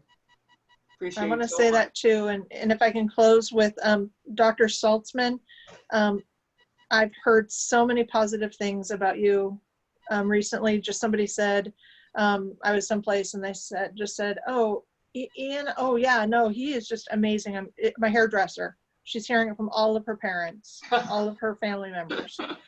And she's a former parent in the district. Didn't get the chance to have you as the superintendent, but you got great so people. thank you. We have great people, and just look at the panel today. That was amazing. The panel was amazing. Those teachers and those parents and those students. So when you have great people, it makes it a great job. And please, everybody, take care of yourselves. Please take care of yourselves over this break and recharge. You deserve the board to recharge. As board Everyone does. Everyone does this year. And wash your hands. Yeah. Yeah, and wash your hands and wear your mask. And wear your mask. Wear your mask. Yeah, that's right. Okay, stay safe. Thank you, everyone. Have a good 4th of July. Take care, everybody. Take care. Bye-bye. Bye-bye. Be safe.